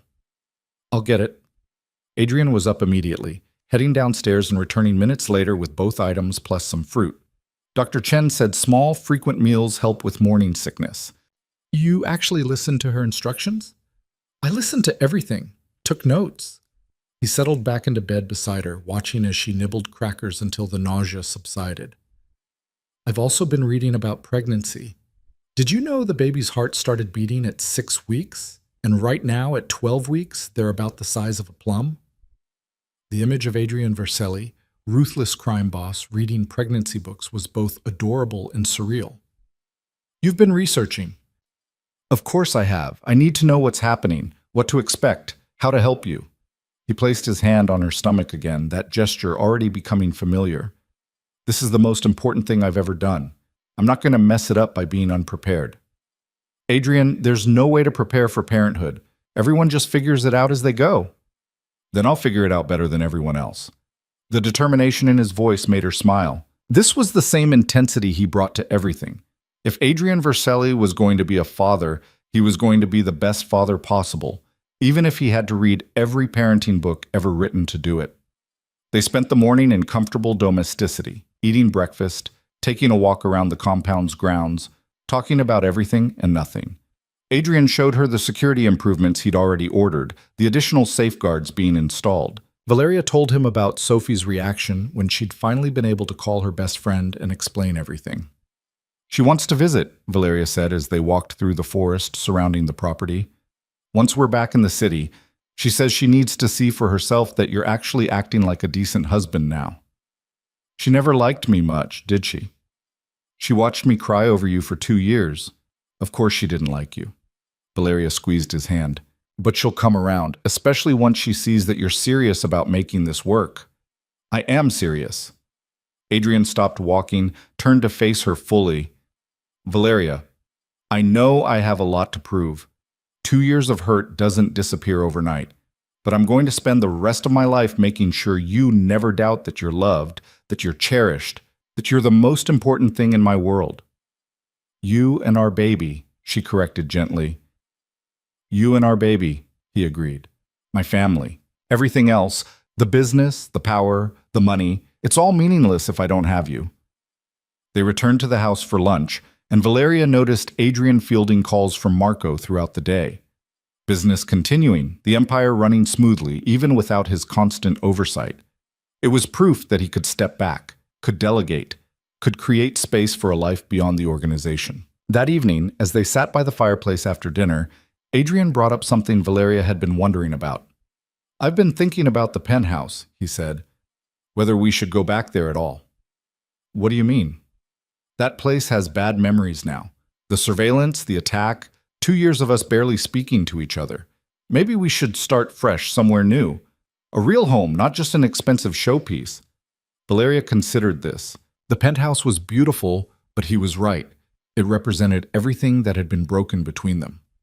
"What did you have in mind?" "There's a townhouse in the West Village I've had my eye on for a while. 5 stories, private garden, enough space for a family, quiet street, good security options, near parks and schools." He glanced at her. "I bought it last year, actually. Kept telling myself it was an investment, but I think part of me was always hoping we'd need it someday, for when we had children." "You bought a family home while actively pushing me away?" "I never stopped hoping you'd forgive me eventually, even when I thought it was impossible." His voice was quiet. "The house has been sitting empty. I'd like to show it to you, see if you can imagine us living there." "I'd like that." The idea of a fresh start, A home they chose together specifically for raising their child appealed to her. When can we see it? Whenever you're ready to go back to the city. Marco says the penthouse has been swept clean. No more bugs, upgraded security, safe to return to. But there's no rush. We can stay here as long as you want. Valeria thought about it. The compound was safe, peaceful, isolated, but it was also Adrian's fortress, built for crisis situations, not everyday living. And she couldn't hide here forever. Let's go back this weekend, she decided. See the townhouse, start making plans. I want to begin building our real life together, not just hiding from danger. This weekend it is. They spent the next few days in the cocoon of the compound, slowly rebuilding the intimacy they'd lost. They talked for hours about everything. Adrian's childhood, Valeria's dreams before they met, what kind of parents they wanted to be. They cooked meals together, took long walks, sat by the fire in comfortable silence. They learned each other again, discovering who they'd become during the 2 years of distance. And slowly, carefully, they began rebuilding the physical connection too. Tentative touches that grew bolder, kisses that deepened. The night before they were set to return to the city, they made love for the first time since that desperate encounter 3 months ago, and it was different than it had ever been before. More honest, more vulnerable, more real. Afterward, lying tangled together in the darkness, Adrian's hand splayed protectively over her stomach. Valeria felt something she hadn't felt in years. Complete. They returned to Manhattan on Saturday morning, Marco driving them in an armored SUV with 2 security vehicles flanking them. The city felt different now, still vibrant and alive, but somehow less threatening. Or maybe she was just different, stronger, no longer the woman who'd felt invisible in her own marriage. Adrian took her straight to the West Village, pulling up in front of a beautiful brownstone on a tree-lined street. It was stunning, classic New York architecture with modern updates, the kind of place that felt like a home instead of a showpiece. "Ready?" Adrian asked, something nervous in his voice. They walked through together, and Valeria fell in love with every room. The main floor had an open kitchen and living area that flowed into the private garden. The second floor held a formal dining room and Adrian's study. The third floor had a master suite with a bathroom larger than some New York apartments. And the fourth floor. "This could be the nursery," Adrian said, showing her a sun-filled room with windows overlooking the garden. "And this one next to it could be a playroom or a room for when they're older. The 5th floor has 2 more bedrooms for guests, or if we have more children." More children. The casual way he said it, like he was already planning their entire future, made Valeria's heart skip. "It's perfect," she said honestly. "Adrian, this place is perfect." The relief on his face was palpable. "You really think so? Because if you don't like it, we can keep looking. I want you to love wherever we live. I want it to feel like home." "I do love it, but more importantly, I can see us here. I can see raising our baby in this house, having family dinners in that dining room, watching them play in the garden." She turned to him. "When can we move in?" "Whenever you want. The place is fully furnished already. I may have gotten a little ahead of myself last year. We just need to add personal touches, set up the nursery, make it ours." They spent the afternoon walking through the townhouse again, making plans. Adrian called contractors about converting the 4th floor room into a nursery. Valeria researched furniture and color schemes. They stood in the empty room that would someday hold their child and talked about the kind of life they wanted to create. "I want them to feel safe," Valeria said, her hand on her stomach. "Not sheltered from reality, but genuinely safe. Like they have parents who will protect them, but also let them be their own person. I want them to be strong," Adrian added, "but kind. Powerful, but with a moral compass. Everything I learned too late, I want them to know from the beginning. They'll be amazing, because they'll have both of us." That evening, they returned to the penthouse to pack up the things they wanted to bring to their new home. Walking into the apartment felt strange. It looked the same, but everything had changed. This wasn't their home anymore. It was just a place they used to live. "I'm putting this on the market," Adrian said, looking around with an expression of distaste. "Let someone else live here. We're done with this place and everything it represents." Valeria agreed. They spent the night boxing up clothes and personal items, laughing when they found things from their early marriage, photos from their wedding, silly gifts they'd given each other, reminders of when they'd been happy. "We were so young," Valeria said, holding their wedding photo. "I thought I knew everything about love. Turns out I didn't know anything." Neither did I. Adrian wrapped his arms around her from behind, looking at the photo over her shoulder. But we're learning, and we're going to keep learning together. The next week was a blur of activity. They moved into the townhouse, transforming it from a beautiful empty house into a home. Valeria's friend Sophie visited and grudgingly admitted that Adrian seemed genuinely changed, though she warned that if he ever hurt Valeria again, there would be consequences. Dr. Chen came for a house call, performing the ultrasound in the comfort of their new home. And there, on the small screen, they saw their baby for the first time. A tiny form with a rapidly beating heart, incredibly real and impossibly precious. "That's our baby," Valeria whispered, tears streaming down her face. Adrian couldn't speak, his hand gripping hers so tight it almost hurt, his eyes fixed on the screen with an expression of pure wonder. When Dr. Chen printed out images for them, he held the grainy photos like they were made of gold. "We're really doing this," he said later that night, the ultrasound images carefully placed on the mantel in their bedroom. "We're going to be parents." Terrifying, isn't it? "Absolutely." He pulled her close. "But I'd rather be terrified with you than safe without you." Business continued, but Adrian had clearly meant what he said about restructuring. He spent more time in meetings with lawyers and financial advisors than with his traditional lieutenants. Shell companies were being established, legitimate businesses created or acquired, the slow process of transitioning from purely criminal enterprises to something more sustainable. It wouldn't happen overnight. Adrian's empire was too vast, too complex to simply walk away from. But he was building something different, creating a legacy their child could inherit without shame. Marco visited regularly, updating Adrian on operations but also becoming something of a friend to both of them.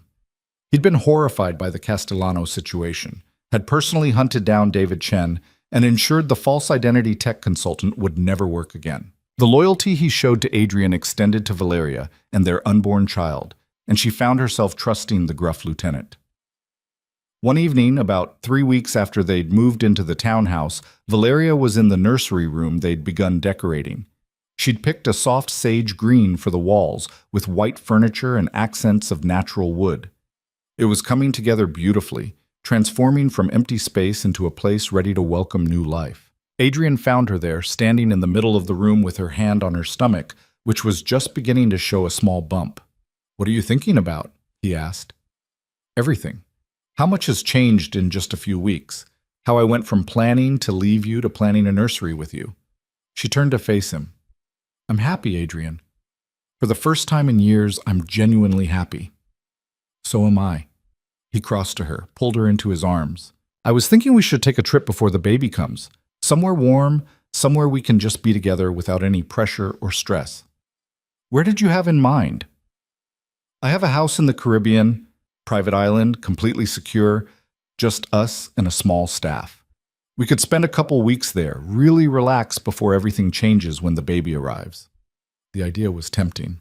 "When?" "Whenever you want. Your next ultrasound is in 2 weeks, right? We could go after that, once Dr. Chen confirms everything's progressing well." "Let's do it." Valeria kissed him.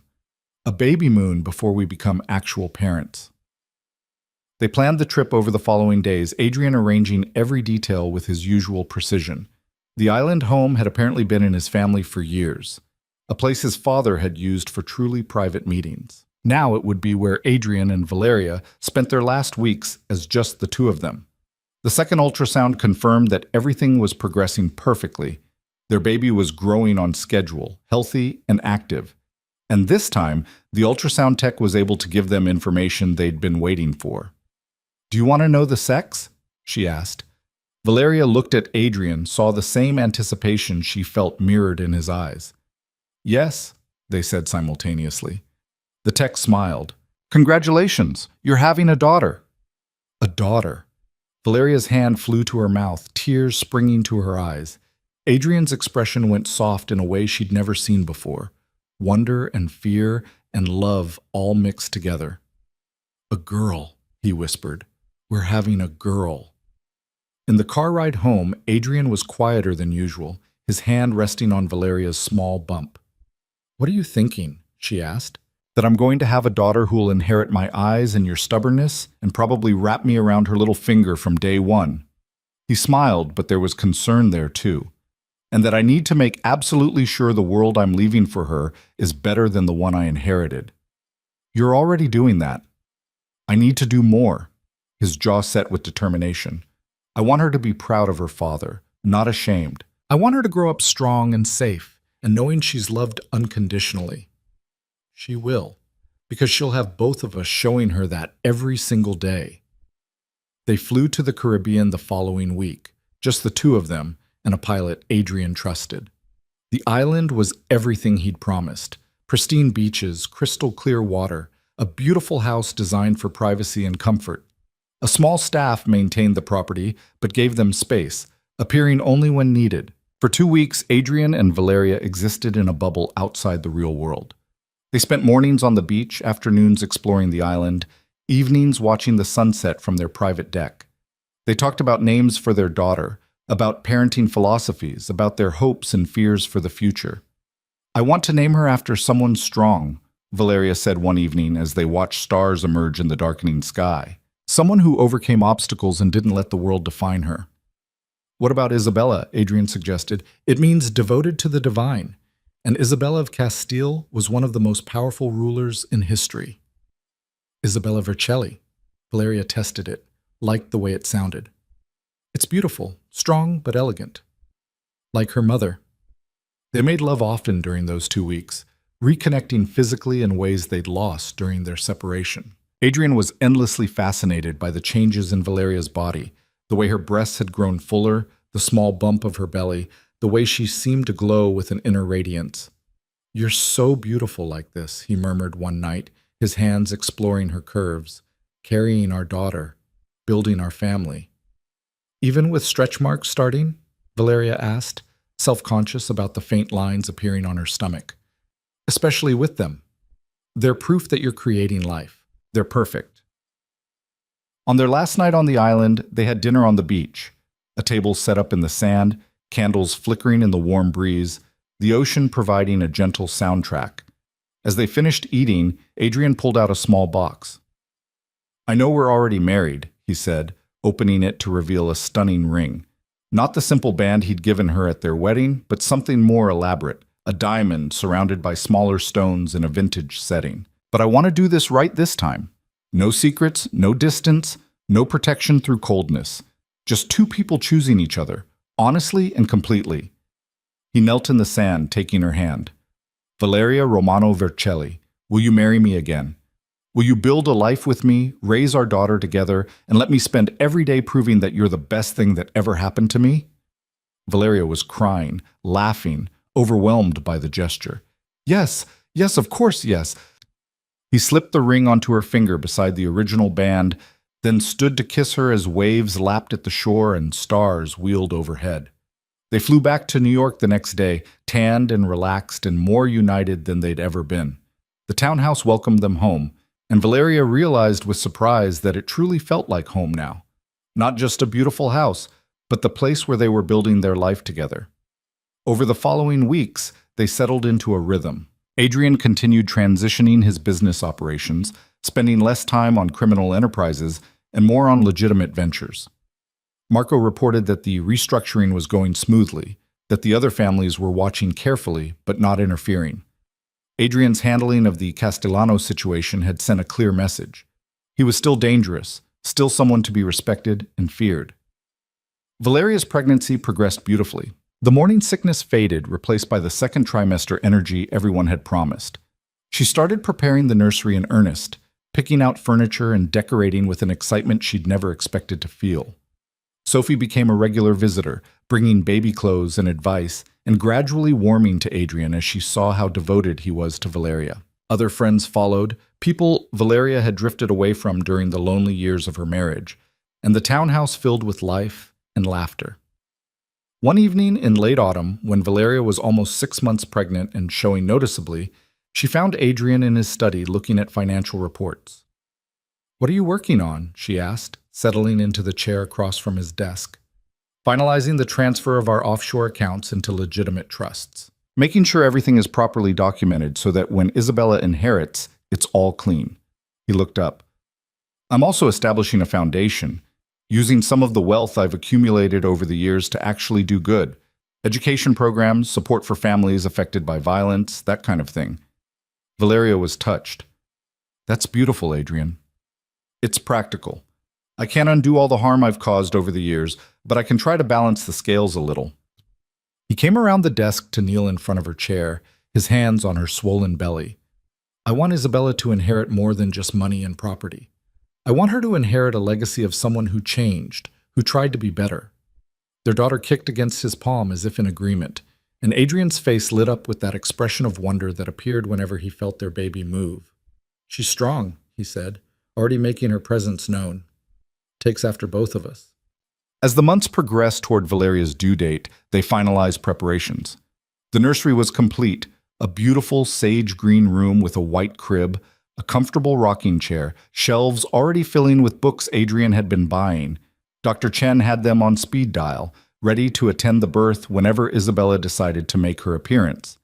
Adrian had become almost comically protective as Valeria's stomach grew larger. He insisted on helping her with everything, hovering whenever she walked downstairs, monitoring what she ate to make sure she was getting proper nutrition.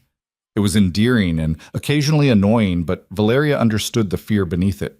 He'd almost lost them both to the Castellanos. Now that they were safe, he was determined not to lose them to anything else. One night in early spring, when Valeria was 8.5 months pregnant and feeling like she might pop at any moment, she woke to find Adrian not beside her. She found him in the nursery, sitting in the rocking chair, staring at the empty crib with an expression of such tenderness it made her heart ache. "Couldn't sleep?" she asked from the doorway. He looked up, not startled by her presence. "Just thinking about how much is about to change. In a couple weeks, there will be a baby in that crib. Our daughter. A whole person we're responsible for creating and shaping and protecting." Scary, isn't it? Terrifying. He smiled, but also amazing. I spent so many years convinced I'd never have this. A real family, a home, someone to love who loved me back. I thought my father was right, that love was weakness and attachment was liability. And then you proved me wrong about everything. Valeria crossed to him, let him pull her onto his lap despite her ungainly size. We proved each other wrong. I thought I wanted safety and predictability. Turns out I wanted partnership and truth instead. They sat together in the quiet nursery, imagining the life that would soon fill this room with noise and chaos and joy. Outside the windows, New York continued its endless rhythm. The city that had witnessed their broken marriage and their difficult reconciliation, now waiting to meet the newest member of the Vercelli family. "Whatever comes next," Adrian said quietly, "we face it together." "Always together," Valeria agreed. And in that moment, sitting in the peaceful nursery of the home they'd built together, preparing to welcome the daughter they'd created from love and second chances, both of them finally understood what they'd been searching for all along. Not perfection, not safety, not even happiness exactly, but something better, something real. A family built on honesty and trust and the determination to keep choosing each other, no matter how hard things got. The life they'd almost lost by trying too hard to protect it. The life they'd saved by finally learning to fight for it together. Isabella Rose Vercelli arrived 3 days before her due date, at 2 a.m. on a rainy April night that turned the streets of New York into rivers of light and shadow. Valeria's water broke while she was reaching for a glass of water in the kitchen, and the sudden rush of fluid was followed immediately by a contraction strong enough to make her gasp. Adrian, who'd been sleeping lightly for weeks in anticipation of this moment, appeared at her side before she could even call his name. "It's time?" he asked, already moving into action mode, his hand steady on her back even though she could see the fear flickering in his eyes. "It's time," Valeria confirmed, breathing through another contraction. "But don't panic. First babies take a while. We have time to—" Another contraction cut her off, stronger than the first, and Adrian's eyes went wide.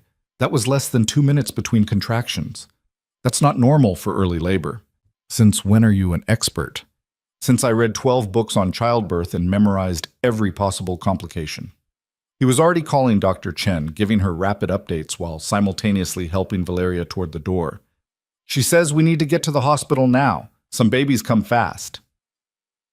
The drive to the private hospital where Dr. Chen had privileges was tense and surreal. Rain hammered against the windshield while Adrian navigated through empty streets with one hand on the wheel and one hand gripping Valeria's.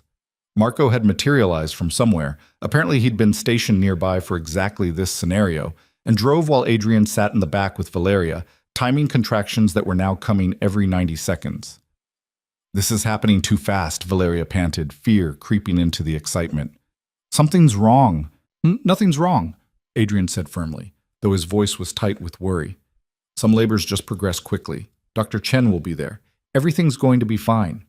But when they reached the hospital and Dr. Chen examined Valeria, her expression became serious. "You're already 8 centimeters dilated. This baby is coming very soon, and she's in a hurry."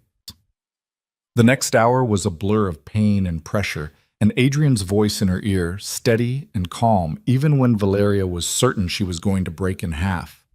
Dr. Chen moved with efficient precision.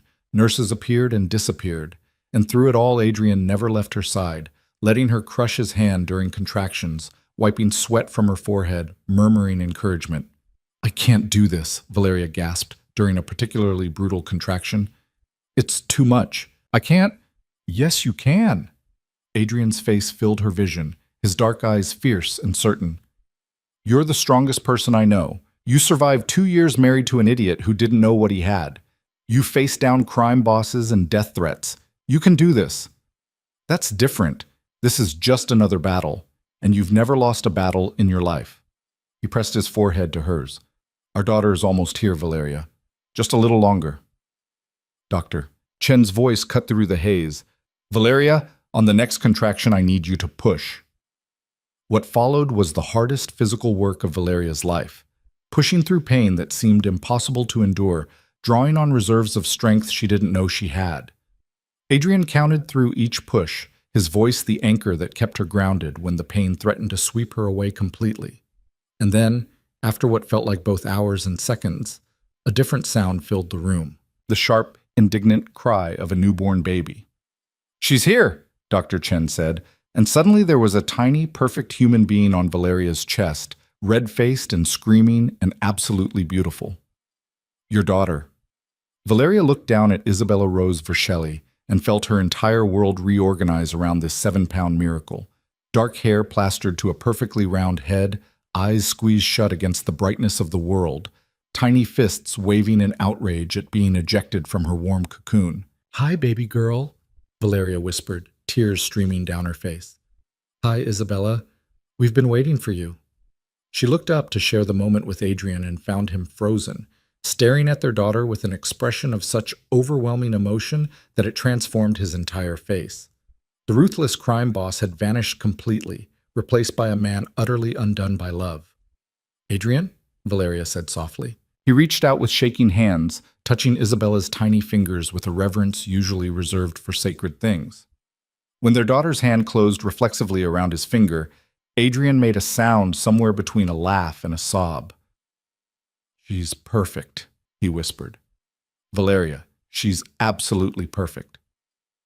"Do you want to hold her?" Dr. Chen asked after the nurses had cleaned Isabella up and wrapped her in a soft blanket. Adrian looked terrified. "What if I drop her?" "You won't drop her." Valeria smiled through her exhaustion. "Come here." Dr. Chen showed him how to support Isabella's head, how to cradle her securely in his arms. Adrian took his daughter with the same intense focus he brought to everything, his large hands gentle as they cradled her small body. Isabella had stopped crying, her eyes opening to stare up at her father with that unfocused newborn gaze. "Hello, Isabella," Adrian said quietly. "I'm your father. And I promise you, I promise, that I will spend every day of my life making sure you know you're loved, that you're safe, that you can be whoever you want to be without fear." Watching them together, Valeria felt something settle into place inside her. This was what everything had been leading to, not just the pregnancy and labor, but the entire journey of their marriage. The pain and separation and hard-won reconciliation had all been necessary to bring them to this moment, ready to be the parents Isabella deserved. They stayed in the hospital for 2 days while Valeria recovered and they learned the basics of caring for their daughter. Isabella was a good baby, aside from her tendency to scream bloody murder when her diaper was wet. Adrian took to fatherhood with the same intensity he brought to everything else. carefully studying the nurse's demonstrations and practicing diaper changes until he could do them perfectly. Marco visited, bringing flowers and a stuffed bear larger than the baby herself, his weathered face softening when he held Isabella for the first time. "She's got your eyes, boss," he said, "and probably your stubbornness." "She's going to rule the world someday," Adrian said with complete certainty. "Look at that grip. She knows what she wants." Sophie came by with an armload of baby clothes and barely concealed tears, holding Isabella and whispering fierce promises about being the best auntie ever. Other friends followed, filling the hospital room with flowers and laughter and congratulations. But when visiting hours ended and they were finally alone, just Adrian, Valeria, and Isabella in the quiet room, the reality of their new life finally sank in. "We're parents," Valeria said, watching Isabella sleep in the clear bassinet beside her bed. "We're parents," Adrian echoed, sounding both awed and terrified. "What if we mess it up?" "We probably will, sometimes." He reached over to take her hand. "But we'll mess it up together, and we'll figure it out together. And Isabella will grow up knowing she's loved even when we make mistakes."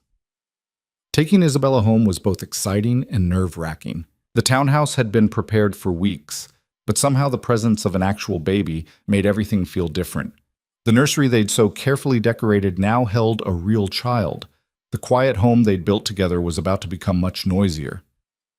Adrian drove home at approximately 15 miles per hour, treating every bump in the road like a catastrophe. Marco followed in a second car. Security tightened despite the fact that the Castellano threat had been permanently neutralized. Some protective instincts ran too deep to ever fully relax. That first night at home tested everything they thought they knew. Isabella cried every 2 hours, wanting to be fed, changed, held, comforted. Valeria was exhausted from labor and recovery, her body aching and foreign. Adrian stumbled through diaper changes and bottle preparations with the determination of someone learning a new language. At 4 in the morning, Valeria found him in the nursery, walking Isabella in slow circles while singing something that might have been a lullaby but sounded more like an Italian folk song. "I didn't know you could sing," she said from the doorway. Adrian looked up, bleary-eyed but smiling. "I can't, but she doesn't seem to care." He swayed gently, Isabella finally sleeping against his chest. "I was just thinking about my father, how he used to say that having a family made you weak, that love was the greatest vulnerability. And what do you think now?" "I think he was wrong about everything." Adrian looked down at Isabella's sleeping face. "This, holding our daughter, knowing you're both safe and healthy. This is the strongest I've ever felt. Like I could take on the entire world if it meant protecting you two." Valeria crossed to them, wrapped her arms around both Adrian and Isabella, creating a small family circle in the soft glow of the nightlight. "We're going to be okay, aren't we? All three of us." "Better than okay?" Adrian kissed the top of her head. "We're going to be extraordinary." The first weeks of parenthood were a chaotic blur of sleepless nights, endless diaper changes, and the steep learning curve of understanding what different cries meant. Valeria's body slowly healed from labor while her heart expanded in ways she hadn't known were possible. Adrian threw himself into fatherhood with characteristic intensity, reading every baby development book he could find and treating Isabella's care like a mission to be mastered. They had help, of course. A nanny came during the day to give them breaks, and Dr. Chen visited regularly to check on both Valeria and Isabella's progress. But the nights were just the three of them, learning to be a family in the quiet hours when the rest of the world slept. One particularly difficult night, when Isabella refused to sleep no matter what they tried, Valeria found herself crying from sheer exhaustion in the hallway outside the nursery. Adrian emerged moments later, found her there, and simply held her while Isabella's cries continued in the background. "I don't know what she needs," Valeria sobbed. "I fed her, changed her, burped her, rocked her, and she's still crying. What if something's wrong? What if I'm a terrible mother?" "You're not a terrible mother. You're an exhausted mother, which is completely normal." Adrian wiped tears from her face. "Let me try something." He went back into the nursery, and Valeria heard his voice, that deep, commanding tone that made grown criminals nervous, speaking softly to their daughter. "Isabella Rose Vercelli, this is your father speaking. I know you're upset about something, and I wish I could understand exactly what you need. But here's the thing, Bambina. Your mother is exhausted, and she's been taking care of you all day. so I need you to work with me here." To Valeria's amazement, Isabella's cries quieted to whimpers. Adrian continued talking, his voice a low rumble that somehow seemed to soothe their daughter. "That's better. Now let's figure this out together. Are you hungry? No? Uncomfortable? Maybe you're just feeling a little overwhelmed. I get that. The world is very big and very new, and sometimes it all feels like too much." Valeria peeked into the nursery to find Adrian holding Isabella against his chest, one large hand supporting her tiny body, the other gently patting her back in a slow rhythm. And incredibly, Isabella was calming down, her cries fading to occasional hiccups. "How did you do that?" Valeria whispered. "I have no idea," Adrian admitted. "But I'm not moving until she's asleep." He stood there for another 20 minutes, swaying slowly, murmuring to Isabella until she finally surrendered to sleep. When he carefully placed her in the crib, both he and Valeria held their breath, waiting to see if she'd wake up screaming again. But Isabella slept on, peaceful and content, and her exhausted parents stumbled back to their own bed for a few precious hours of rest. As the weeks turned into months, they found their rhythm. Isabella grew from a tiny newborn into a chunky, bright-eyed baby who smiled when she saw her parents and laughed when Adrian made ridiculous faces. The townhouse filled with baby equipment and toys, the sophisticated adult space transforming into a home that was lived in and loved. Adrian's business transformation continued steadily. The legitimate operations he'd been building flourished, while the criminal enterprises were quietly phased out or transferred to others. It wasn't a clean break, that was impossible in his world, but it was a definite shift. He spent more time in boardrooms than backroom deals, more time with lawyers than enforcers. Marco became Isabella's unofficial godfather, his gruff exterior melting whenever he held the baby. He reported that the other families had accepted Adrian's transition without major pushback, understanding that a man with a family had different priorities than a man with nothing to lose. One evening, when Isabella was 6 months old, sitting up on her own and grabbing everything within reach, Adrian came home with an announcement. "I met with Victor Castellano today," he said, finding Valeria in the living room where she was playing with Isabella on the floor. Valeria's hands stilled on the toy she'd been shaking. "Victor? Dante's father?" "The same. He called and asked for a meeting. I almost said no, but Marco convinced me to at least hear what he had to say." Adrian sat down on the floor beside them, letting Isabella immediately grab for his tie.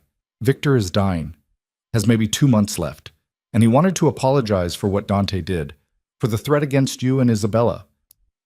"Did you accept the apology?"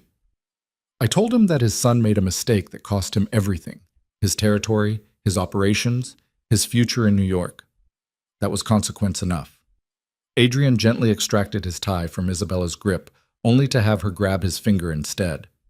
"But I also told him that if any member of his family ever threatens mine again, the consequences will be permanent." "How did he take that?"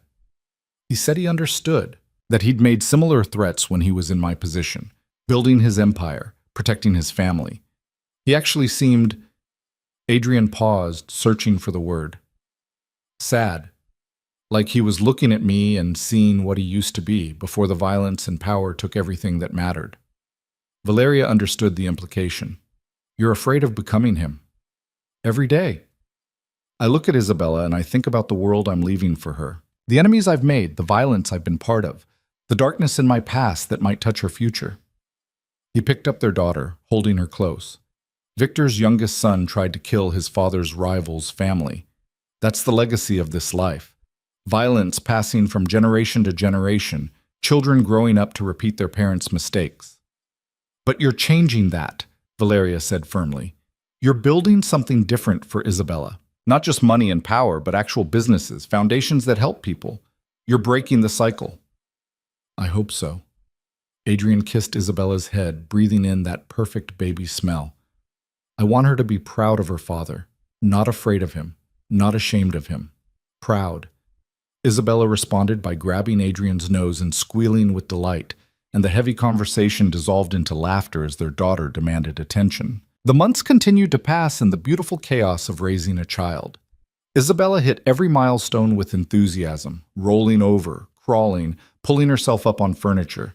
She was a happy baby, quick to smile, curious about everything. She had Adrian's dark eyes and Valeria's stubborn determination, a combination that suggested she would indeed rule the world someday. Valeria's body slowly returned to something resembling its pre-pregnancy state, though changed in ways both visible and invisible.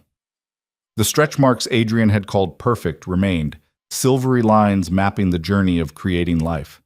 Her relationship with her own body had transformed, less about how it looked and more about what it could do, what it had done. Her relationship with Adrian continued to deepen in ways she couldn't have imagined during those dark years of separation. They knew each other now, truly knew each other, had been tested by crisis and come through stronger. They still argued sometimes, about parenting decisions, about business choices, about whose turn it was to deal with a 3 a.m. diaper change. But the arguments never included the cold distance that had characterized their first years of marriage. They talked now, about everything. About Adrian's gradual transition away from criminal operations and the relationships he was building in legitimate business circles. About Valeria's desire to maybe go back to school, pursue the education degree she'd abandoned when they'd married. About whether they wanted more children, a question they both answered with maybe someday, while focusing on the perfect daughter they already had. On Isabella's first birthday, they threw a party at the townhouse that spilled from the living room into the garden. Friends and family filled their home, Sophie and Marco and Dr. Chen, and the people who'd become part of their extended family over the past year.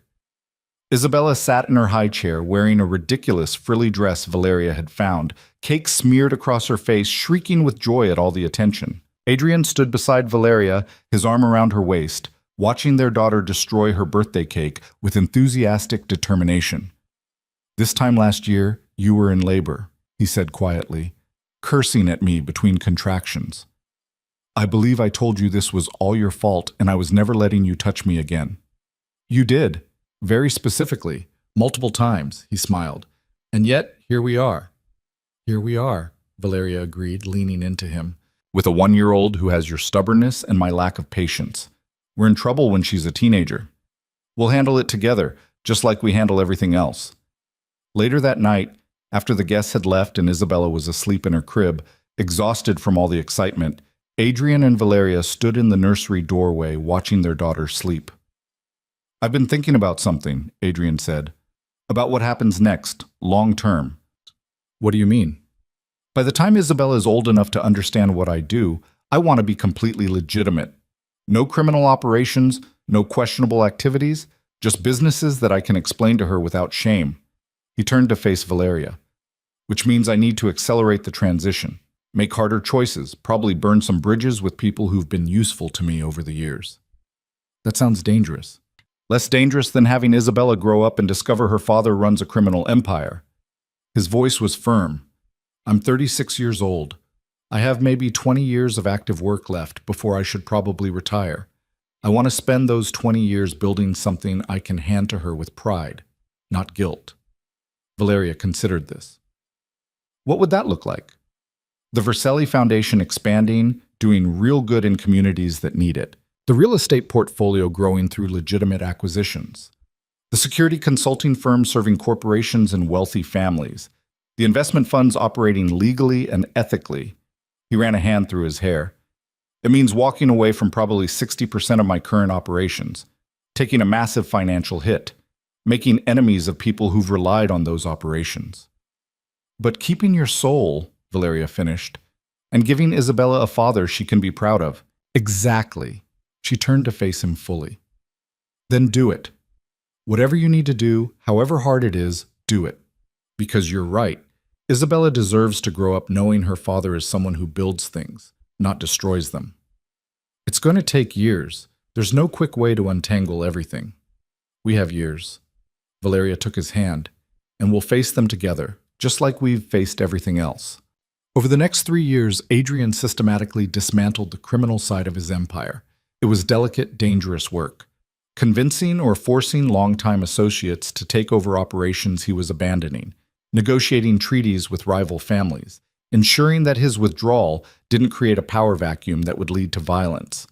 There were threats, of course, people who saw his transition as weakness, who tried to take advantage of what they perceived as vulnerability. But Adrian handled each challenge with the same ruthless intelligence that had built his empire in the first place, proving that going legitimate didn't mean going soft. The Vercelli Foundation grew into a significant force, funding education programs, supporting families in crisis, providing resources to communities devastated by the same violence Adrian had once participated in. It was his way of balancing the scales, of trying to do more good than the harm he'd caused over the years. Isabella grew from a toddler into a bright, energetic 4-year-old who talked constantly and asked questions about everything. She started attending a prestigious preschool where the other parents had no idea that the charming, attentive father at drop-off had once been one of New York's most feared crime bosses.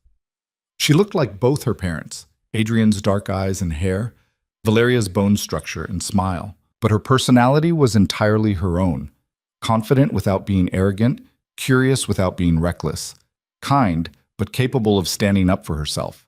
She adored her father and had him completely wrapped around her little finger, but she also respected her mother's firm boundaries.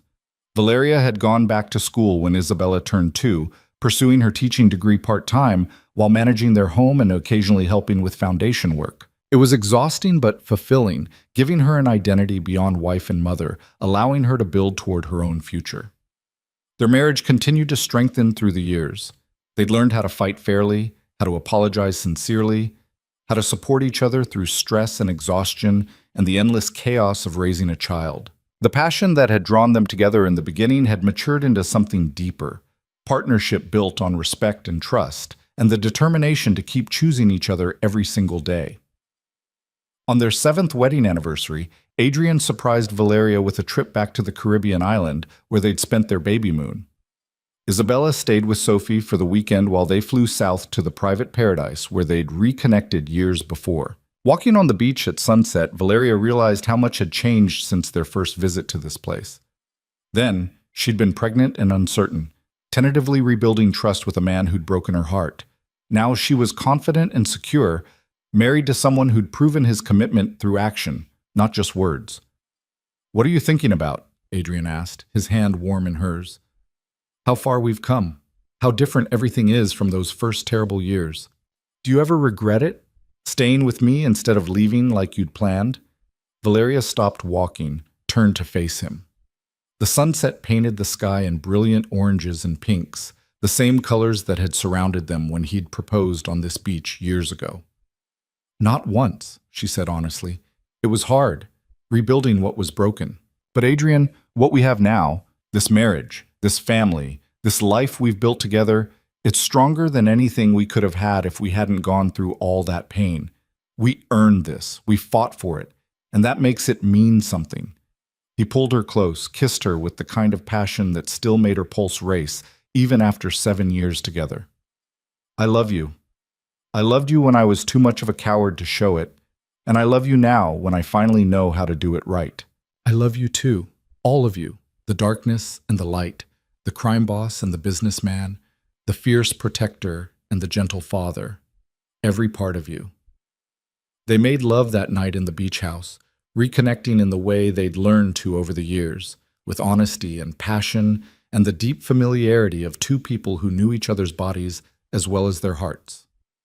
Later, lying tangled together in the moonlight, Adrian's hand traced lazy patterns on her skin. "I want to tell you something," he said quietly. "Next month, I'm officially closing the last of the criminal operations. Everything that's left, the gambling, the protection rackets, the money laundering, it's all being transferred to neutral parties or shut down completely." Valeria propped herself up on her elbow to look at him. "Everything?" "Everything. By Isabella's 5th birthday, I'll be completely legitimate. No more shadows, no more illegal activities. Just the businesses and the foundation and the clean life we've been working toward." "How does that feel?" "Terrifying," he smiled. "Also liberating. I've been building toward this for years, but actually doing it, actually walking away from the power and control I've had for so long, it's strange. I keep waiting to feel like I'm making a mistake." "And do you?" "No. Every time I see Isabella, every time I think about the life we're building, I know I'm making the right choice." He pulled Valeria back down against his chest. "My father spent his whole life accumulating power and died alone and bitter. I'd rather have less power and more life." They flew home the next day, refreshed and reconnected, ready to face whatever came next. Isabella greeted them with enthusiastic hugs and a detailed report of everything she'd done with Aunt Sophie, chattering nonstop while they unpacked. The transition Adrian had described happened over the following months with surprising smoothness. The criminal enterprises were transferred or closed, the legitimate businesses expanded, and slowly but surely the Vercelli name became associated with philanthropy and success rather than fear and violence. There were adjustments, of course. Adrian's income dropped initially without the illegal operations, though the legitimate businesses were profitable enough to maintain their lifestyle. Some old associates disappeared from their lives, replaced by new relationships built on legal foundations. The constant low-level danger that had characterized Adrian's world faded, replaced by ordinary concerns about school enrollment and business competition. Isabella's 5th birthday party was held in the townhouse garden, 50 children running wild while their parents socialized, and the birthday girl presided over everything like a tiny empress. Watching her daughter command attention and organize the other children into elaborate games, Valeria saw both herself and Adrian reflected. The determination, the natural leadership, the certainty about what she wanted. "She's something else," Sophie said, joining Valeria at the edge of the chaos. "She really is." Valeria smiled. "Sometimes I look at her and can't believe Adrian and I made something that perfect."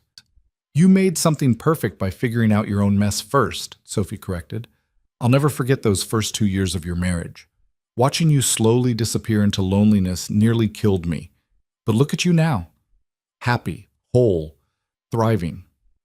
It wasn't easy getting here. The best things never are." Sophie squeezed her hand. "But you fought for it. Both of you, and that's worth everything." That night, after the party was cleaned up and Isabella was asleep, clutching a new stuffed animal and wearing herself out from excitement, Adrian and Valeria collapsed on the sofa in their living room. "5 years old," Valeria said. "How is our baby already 5 years old?" "I have no idea. Time keeps moving faster." Adrian pulled her close.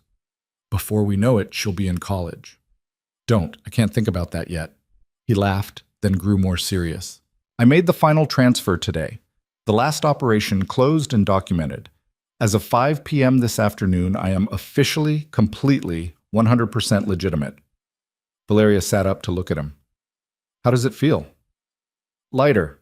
Like I've been carrying weight I didn't realize was there and suddenly it's gone." He met her eyes. "I can look at Isabella now and know that everything I have, everything I'll leave to her someday, was earned through legal means. That's worth more than any empire built on violence." "I'm proud of you," Valeria said, "for making the hard choice, for changing, for becoming the man you wanted to be instead of staying the man you were. I couldn't have done it without you. Without the motivation of protecting our family, I would have stayed in that world forever." He kissed her softly. "You saved me, Valeria. From myself, from the darkness, from turning into my father." "We saved each other," she corrected.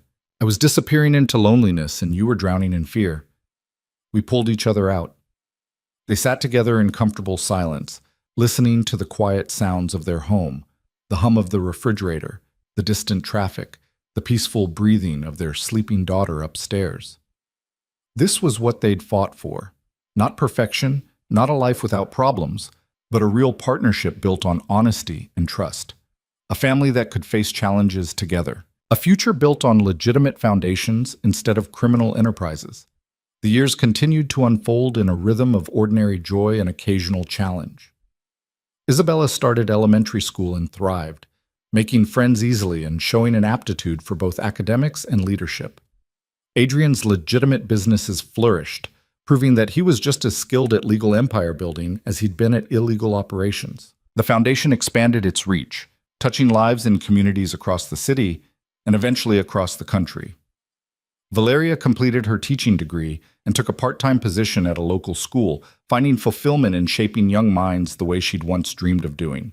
She balanced work with family, occasionally helping with foundation projects, building a life that was rich and full without being overwhelming. Their marriage continued to deepen through shared experiences and challenges. They navigated Isabella's childhood together, presenting a united front on everything from bedtime negotiations to screen time limits. They supported each other's careers and dreams.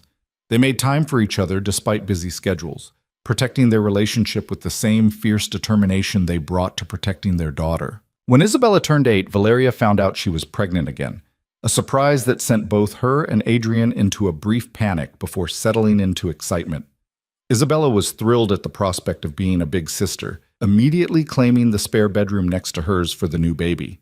Their son, Michael Adrian Vercelli, was born on a clear autumn day, and if possible, he transformed Adrian even more completely than Isabella had. Holding his son for the first time, Adrian wept openly, overwhelmed by the second chance at fatherhood, by the family he'd almost destroyed through fear and now got to build through love. Isabella was a devoted big sister, reading to Michael and helping with his care with the same competence she brought to everything. The townhouse, already full of life, became even more chaotic and wonderful. On their 10th wedding anniversary, Adrian and Valeria stood in the garden of their home, watching Isabella push Michael on the swing set while the evening sun painted everything golden. 10 years, Valeria said softly. A decade. Best decade of my life, Adrian replied, even counting the terrible first 2 years, because those years taught us how to fight for each other. Do you ever think about what would have happened if I'd actually left? If I'd gone through with my escape plan? Every day. And every day I'm grateful you didn't, or that fate intervened with our daughter before you could.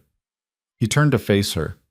I think about the man I was then, so convinced that pushing you away would keep you safe, so terrified of losing you that I nearly lost you anyway. And then I look at the man I am now, and I barely recognize him. You were always this man, Valeria said. You just needed the courage to show it. And you gave me that courage. As you and Isabella and Michael, you're the reason I became someone worth being. They watched their children play, Isabella's laughter ringing out as Michael squealed with delight. This was their legacy, not money or power or criminal empires, but two beautiful, loved children growing up in a home filled with honesty and affection. The next years brought the ordinary challenges of raising 2 children, managing careers, maintaining a marriage through the chaos of family life. There were disagreements and stresses, moments when exhaustion made everyone short-tempered, times when parenting felt overwhelming. But there was also joy. So much joy. First days of school and lost teeth and bedtime stories. Family dinners around the table in the townhouse dining room. Vacations to the Caribbean island that had become their family tradition. Quiet moments stolen between Adrian and Valeria, reminding each other why they'd fought so hard to build this life. Isabella grew into a confident, intelligent girl who wanted to change the world.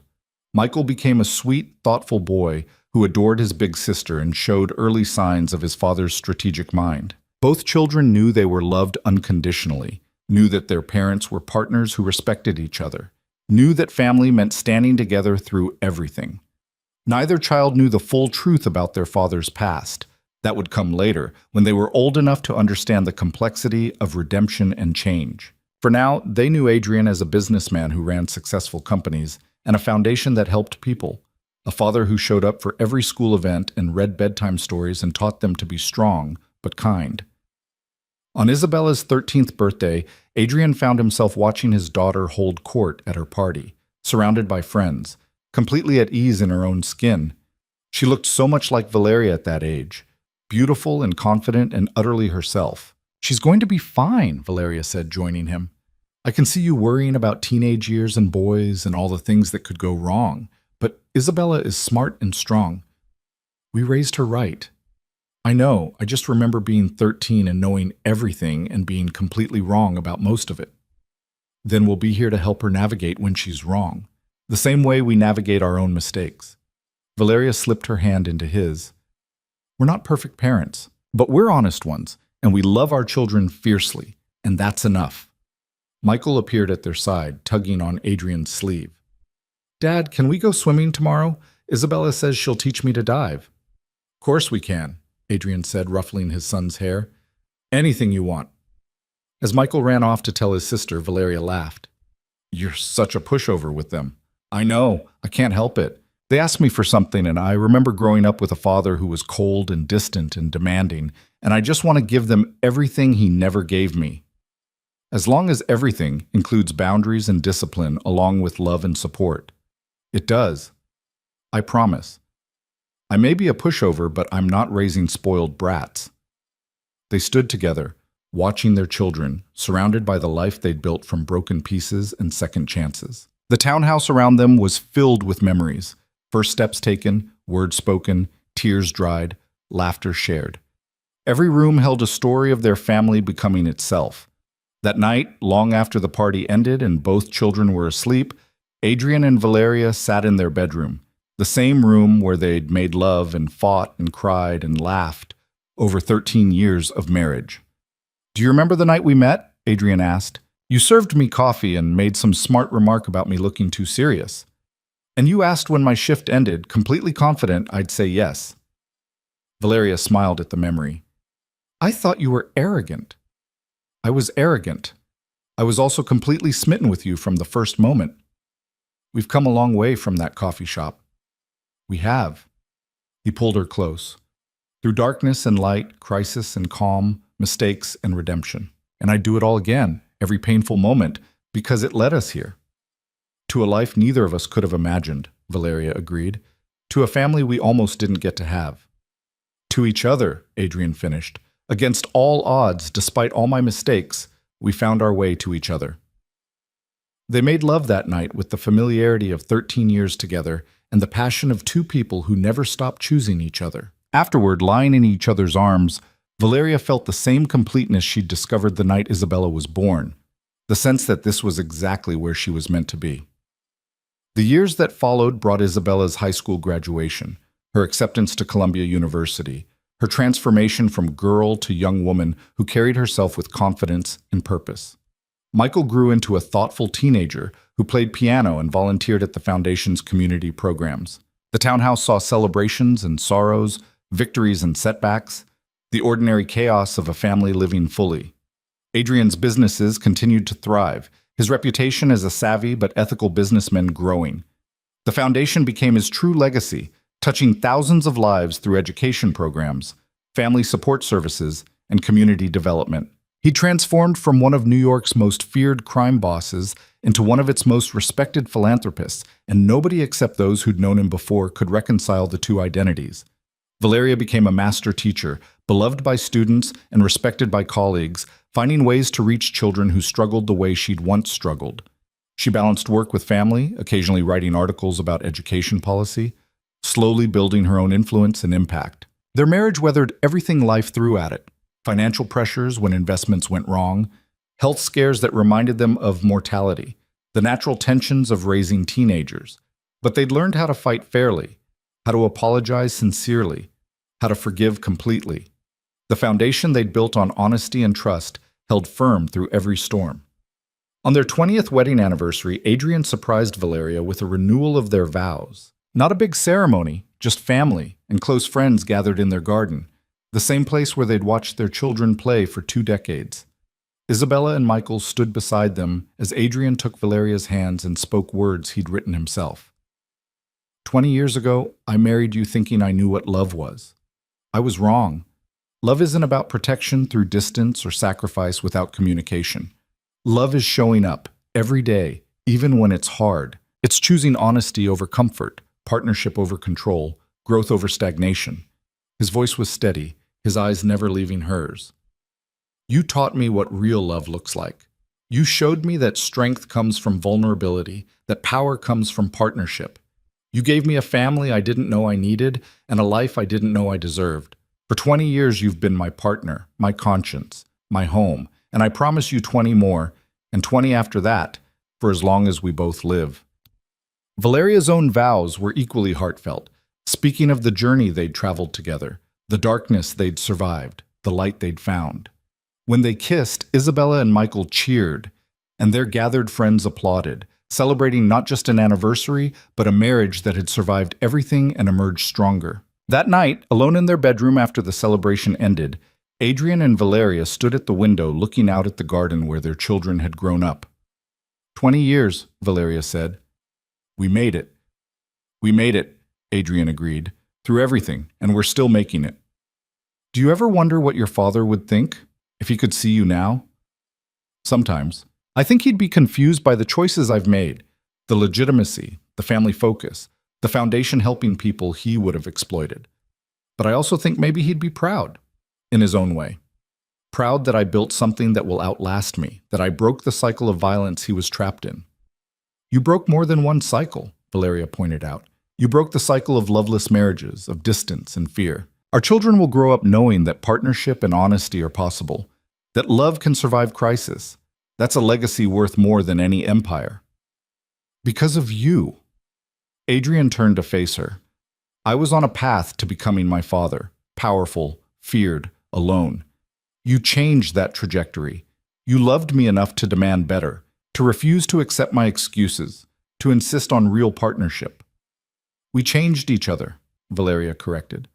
I was disappearing, becoming invisible. You helped me find my strength again, my voice, my purpose. They stood together in the comfortable silence of 2 decades shared, watching the city lights twinkle beyond their garden. Tomorrow would bring new challenges. Isabella was applying to graduate schools.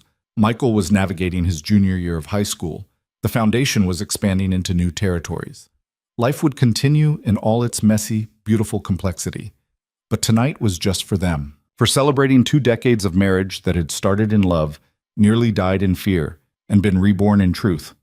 For honoring the hard work of building a real partnership. For acknowledging the family they'd created and the life they'd built together. I love you, Adrian said simply. More today than yesterday, more tomorrow than today. I love you too, Valeria replied. Thank you for fighting for us, for changing when it would have been easier to stay the same, for becoming the man I always knew you could be. Thank you for not giving up on us, for staying when leaving would have been easier, for believing I could change when I didn't believe it myself. They went to bed wrapped around each other, 2 people who'd learned through hard experience that love wasn't about grand gestures or perfect moments. It was about showing up, day after day, choosing partnership over pride, honesty over comfort, growth over stagnation. It was about building something real, something lasting, something worth fighting for. And as they drifted off to sleep in the home they'd created, surrounded by evidence of the family they'd built, both Adrian and Valeria knew with absolute certainty that they'd made the right choice. They'd chosen each other. Through darkness and light, through crisis and calm, through every challenge life had thrown at them. And they would keep choosing each other, every single day, for all the years still to come. Because that was what love really meant. Not the passionate beginning or the dramatic gestures, but the quiet, daily decision to stand together, to be partners, to be honest, to be present, to be home.